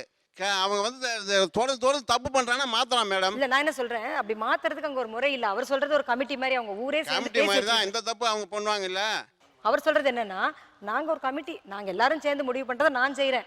நான் ஒரு 3 வருஷத்துக்கு அப்புறம் இருக்க மாட்டேன். இன்னொருத்தன் வருவான். எங்க ஊர்ல சாதாரண மக்களையும் மேல் சாதி கீழ் சாதின்னு வித்தியாசம் இல்லாம நான் கூட தலைவர் ஆகிறேன், அவரும் தலைவர் ஆகுறாரு. அதுல ஜனநாயகம் வந்து போச்சு. நம்ம சொல்ற இவ்வளவு நேரம் பேசிட்டு இருந்ததுல அந்த வழி இல்ல. அவர்ல என்னன்னு சொன்னா, நீ இவர் சரியா செய்யலப்பா, அந்த கமிட்டியில் இருக்க 14 பேருன்னு சொல்லுவாங்க. அப்ப அது ஒரு பழைய நாட்டாண்மை முறைக்கு ஒரு மாற்று வடிவமா இருக்குன்னு நான் சொல்றேன். அது வந்து ஏற்புடையது, ஒத்துக்க வேண்டியதுதான். 20 வருஷத்துக்கு முந்தைய எங்க ஊர்ல கூத்து வைப்பாங்க. கூத்து வைக்கும்போது அந்த நீங்க குறிப்பிட்ட சாணங்களை ஒரு பக்கத்தை ஒதுக்கி வைப்பாங்க, இந்த பக்கத்தில் ஒரு சாணத்தை ஒதுக்கி வைப்பாங்க. அதை நாங்கள் பார்க்கும்போது எனக்கு அது மனம் உறுத்தலாக வந்தது. 20 வருஷத்துக்கு முந்தி நடந்தது சொல்கிறேன். இப்போ என்ன ஆச்சுனாக்கா 2 பேரும் ஒன்றா வச்ச கூத்து பார்க்குற மாதிரி ஒன்றாவை விட்டுருக்கோம். ரொம்ப அருமையானது. உங்களை மாதிரி சரியா சிந்திக்கிறவங்க இருந்தாங்கன்னா சரியான விஷயம்தான். நான் ஒன்று சொல்லுவேன், அப்படி இன்னும் இதை நம்பி வருகிற மக்களை சாதிகளை கடந்து பேதங்களை கடந்து நியாயமாக, இப்போ சில பேர் சொன்னாங்க எங்கள் ஊரில் எந்த வித்தியாசமும் இல்லை, எல்லாம் உண்ணாந்து பார்க்குறோம், எல்லாம் ஒற்றுமையாக இருக்கிறோம். அதை செய்தவர்களை நான் வாழ்த்துகிறேன், பாராட்டுகிறேன். ஆமாம், அதை செய்யாதவர்கள் அதான் பெரும்பான்மை என்பதாலேயே இந்த அமைப்பை இது தொடர்வதற்கான எந்த நியாயமும் இல்லை என்று நான் நிராகரிக்கிறேன். இன்னைக்கு இருக்கிற சூழல்ல, இன்னைக்கு இருக்கிற விஷயங்கள்ல எதெல்லாம் சாத்தியப்பாடு இல்லாதவர்களோ, வெளியே சொல்றதுக்கு வழி இல்லையோ, அவங்க தான் சும்மா இருக்காங்களே தவிர, கொஞ்சம் வாய் பேச முடிஞ்சவர்கள் கூட நம்ம இளைஞர்கள் மாதிரி வெளியே வந்து சொல்லிடுறாங்க. வழக்குகளா இருக்கு. நான் சொன்ன சுகந்தி வழக்கு அப்படிப்பட்ட ஒரு வழக்கு. இது போன்ற பல விஷயங்கள். 3 நாளைக்கு முன்னாடி வட இந்தியாவில் ஒருத்தரங்களை தலையில ஷூ வச்சுட்டு நடந்து போக சொன்னாங்க ஊர்ல. இதையெல்லாம் நம்ம வெளியில வராத வரைக்கும் தமிழ்நாட்டில் நடக்கலன்னு பேசலாம். ஸோ நம்ம ஒரு கற்பனையான ஒரு சரியான சூழல்ல ஒரு மாற்றுன்னு ஏதாச்சும் ஒன்று வந்ததுன்னு சொன்னா அதற்கான ஒரு வரையறை இருக்கணும். வரையறை இல்லாம அவங்கவுங்க நல்லவர்களா இருக்கிறதுங்கிறது சாத்தியம் இல்லை. ஒரு பக்கம் இது இன்னுமேலும் தொடர்வதற்கு குறைந்தபட்ச நியாயமும் துளியும் இல்லைன்னு அவர் சொல்றார். ஆனா குறைந்தபட்சம் இது வேணும் அப்படின்னு நீங்க அதுக்கு ஏதாவது நியாயமான காரணங்களை முன்வைக்க முடியுமா? 2 பேரும் சொன்ன அந்த கருத்துக்களை முழுமையாக ஏற்றுக்கொள்ள வேண்டியதுதான். ஏன்னா சமூகத்தில் இன்றைக்கு இருக்கக்கூடிய இந்த கட்ட பஞ்சாயத்து அப்படிங்கிற அந்த அமைப்பின் மூலமாக எது மூலமாக வந்ததுன்னா, ஆரம்பமே நாட்டாமை மூலமாக தான் வந்தது. சமூகத்தினுடைய பல்வேறு காரணிகளை நாட்டாமை வந்து அடக்கி ஒடுக்கி அவர்களை வெளிவரோடாமல் தடுத்ததும் நாட்டாமைகள் தான். ஆனால் இன்றைக்கு அந்த பாரம்பரியம் ஜமீன்கள் எப்படி அழிந்து போனதோ அதை போல் இன்னைக்கு சும்மா அதிகாரமற்ற செயல்திறமற்ற அல்லது அவங்களுக்கு எந்த விதமான இதுவும் இல்லாத ஒருவர்கள் தான் நாட்டாமைகளாக முன்னிறுத்தப்படுகிறார்கள். ஆனாலும் அதுவும் மாற வேண்டும். அதுவும் வந்து சுழற்சி முறையிலேயோ பொதுமக்கள் அடிப்படையிலேயோ அது உருவாக்கப்பட வேண்டும். நாட்டாமை முழுவதுமாக அல்லது நிராகரித்து விட முடியாது. ஏன்னா இந்த சமூகத்தினுடைய தேவைகள் ஒவ்வொரு மக்கள் மன்றமும் ஒவ்வொரு இடத்திலும் தேவைப்படுகிறது. ஒரு ஜாதிக்கு மற்றொரு ஜாதிக்கு ஒரு பிரச்சனை ஏற்படும் போது 2 நாட்டாமைகள் கலந்து இரண்டையும் பேசி எளிதாக தீர்த்து விட முடியும். அதிகாரம் பரவலாக்கப்பட வேண்டும் என்கிற கருத்தும் அதில் அமைந்திருக்கிறது, பொதிந்திருக்கிறது. ஆராவல் சார், இது ஏன் நீடிக்கவே கூடாதுன்னு நினைக்கிறீங்க நீங்க பார்த்த வரைக்கும்? பாராளுமன்றத்தில் அங்கீகரிக்கப்பட்ட அல்லது சட்டமன்றத்தில் அங்கீகரிக்கப்பட்ட அல்லது கீழ்நிலையில் எல்லா நீதிமன்றத்தில் அங்கீகரிக்கப்பட்ட ஒரு ஊராட்சி மன்ற தலைவரால் செயல்படுத்த முடியாத எதையும் எந்த நாட்டாமையாலையும் எந்த காலத்திலையும் செய்யவே முடியாது. அப்போ இந்த அங்கீகாரங்களே இல்லாத ஒரு பதவி எதுக்கு? அந்த ஜாதியை வலுப்படுத்த அல்லது தன்னுடைய குடும்ப கௌரவத்தை, பழமையான கௌரவத்தை வலுப்படுத்த மட்டும்தான் இந்த நாட்டாமைங்கிற பதவி பயன்படுது. இப்போ இல்லாத இந்த அறநிலையத்துறைக்கு சம்மந்தப்படாத அல்லது சில கோயில்களை வச்சுக்கின்னு இதுக்கு மட்டும்தான் இந்த நாட்டாமைகள் இப்போதைக்கு பயன்படுறாங்க, அரசும் பயன்படுத்துது. மற்றபடி ஊர் மக்களோ பொதுமக்கள் அது எந்த ஜாதியாக இருந்தாலும் நாட்டாமைகளுக்கு கட்டுப்படுறதே கிடையாது. அது உதிர்ந்து போன பதவி, உதிர்ந்துகின்றிருக்க பதவி, அது காலாவதியாக போகிற ஒரு பதவி. அவ்வளவுதான் நான் நினைக்கிறேன். இது ஒரு வித்தியாசமான ஷோ தான். நிறைய பேருக்கு நேரடியாக அதோட தொடர்பு இருக்கான்னு தெரியல. பட் இளைஞர் சமூகமும் பொதுமக்களும் கட்டாயம் பார்க்க வேண்டிய, கவனிக்க வேண்டிய கண்டென்ட் இதில் வந்திருக்குன்னு நினைக்கிறோம். இது முழுக்க முழுக்க ஆதிக்க சக்திகளுக்கு துணை போகக்கூடிய அமைப்புன்னு ஒட்டுமொத்த சமூகமும் குறை கொண்டு இருக்கிற போது அதை தாண்டி ஒரு சிஸ்டமாக அதை கிரியேட் பண்ணியிருக்கிறது ஒன்று. அந்த ஊர்க்காரங்க அதை ஆதரிக்கிறதும், அதை எல்லாரும் அதாவது இந்த ஜாதி நீ அந்த ஜாதி அப்படிலாம் பார்க்காம நல்லது செய்ய வர நினைக்கிறவன் எந்த ஜாதியாக இருந்தாலும் பரவாயில்ல, எல்லாருக்கும் அந்த முக்கியத்துவத்தை கொடுக்கணும்னு மக்கள் மனம் மாறி இருப்பதும், அவர்களுக்கு விசுவாசமாக நடந்து கொள்ள வேண்டும் அப்படிங்கிறதுக்காண்டி அந்த சிஸ்டத்துப்படி நடக்க முயற்சி பண்ணுறதுமாக ஒரு முன்னுதாரணமாக அவர் நிற்கிறார். வாங்க சார், உங்களுக்கு தான் அந்த பரிசை கொடுக்க நினைக்கிறேன். நீங்கள் அதுக்கு மிக தகுதியானவராக இருக்கிறீர்கள் அப்படிங்கிறதுக்காகவும் இந்த பரிசு திருச்சி மங்கள் அண்ட் மங்கள் வழங்கும் ஒரு கிஃப்ட் வச்சர். வாழ்த்துக்கள், ரொம்ப நன்றி. தேங்க்யூ, தேங்க்ஸ் எல்லாம். ஆனால் ஒரு கட்டமைப்பு இங்கே உருவானதற்கு முன்னால் ஒரு மிக நீண்ட வரலாறு அதுக்கு இருந்திருக்கணும். அல்லது ஒரு கட்டமைப்போ அல்லது ஒரு சிஸ்டமோ கிரியேட் ஆகிறதுக்கு முன்னால் அதற்கான தேவை இங்கே முதல்ல இருந்திருக்கணும். அதோடைய ஹிஸ்ட்ரி, அதோடைய தேவைகள் என்னவாக இருந்துச்சுங்கிறத ரொம்ப திருத்தமாக புரிய வச்சது ஒன்று. இரண்டாவது, அவ்வளோ தூரம் அந்த சிஸ்டத்துடைய தேவைகள் பற்றி புரிய வச்சாலும் கூட அந்த உள்ளே அந்த சிஸ்டத்துக்குள்ளேயே இருந்து அதை பார்த்து பழகி வந்தாலும் கூட இந்த காலகட்டத்தில் அது செல்லா காசு, அது தேவையே இல்லைங்கிறதையும் ரொம்ப ஸ்ட்ராங்காக உணர்வுபூர்வமாக மறுதளித்த உங்களுக்கு தான் அந்த பரிசு. ஆராவையல் பெரியய்யா அவர்கள் டோனட் ஹவுஸ் வழங்கும் ஒரு கிஃப்ட் வவுச்சர். வாழ்த்துக்கள் சார், ரொம்ப நன்றி, தேங்க்யூ. இதனுடைய ஆதார பிரச்சனைங்கிறது என்னன்னு கேட்டால், இந்திய அரசியலமைப்புக்கு உட்பட்டு நடக்கிற விஷயத்தை மட்டும்தான் நான் ஏற்றுக்கொள்ள முடியும் அப்படிங்கிறதும், ஒரு தனி மனிதனுடைய உரிமை என்பது தான் ஒரு சமூகத்துடைய மிக முக்கியமான விஷயம் அப்படின்னு எப்படி இந்திய அரசியலமைப்பு சட்டமும் நமக்கு முன்னால் அதை எல்லாத்தையும் வடிவமைச்சவங்களும் நமக்கு சொன்னாங்களோ, அதோடைய சாராம்சத்தை அந்த போய் அழகாக சொன்னார். ஒரு தண்டனை கொடுத்துட்டா முடிஞ்சு போச்சு. ஆனால் அவர் மேல்முறையீடு செய்ய முடியாது. ஆனால் மேல்முறையீடு செய்கிற அரசின் சிஸ்டம் தான் சரியான சிஸ்டம் அப்படின்னு புரிய வச்சதுக்காக வாங்க உங்களுக்கு தான் Tiruchi London hardwares and plywoods வழங்கும் டிவி. வாழ்த்துக்கள் சார், தேங்க்யூ. நிகழ்ச்சியில் கலந்து கொண்ட அனைவருக்கும் கோபிநாத் நெஞ்சார்ந்த நன்றிகள். மீண்டும் இன்னொரு சந்தர்ப்பத்தில் பேசுவோம். இது ஆச்சி மசாலா அணியானா பவர்ட் பை எல்டிஆ, co presented by Sunland refine sunflower oil. நன்றி, வணக்கம்.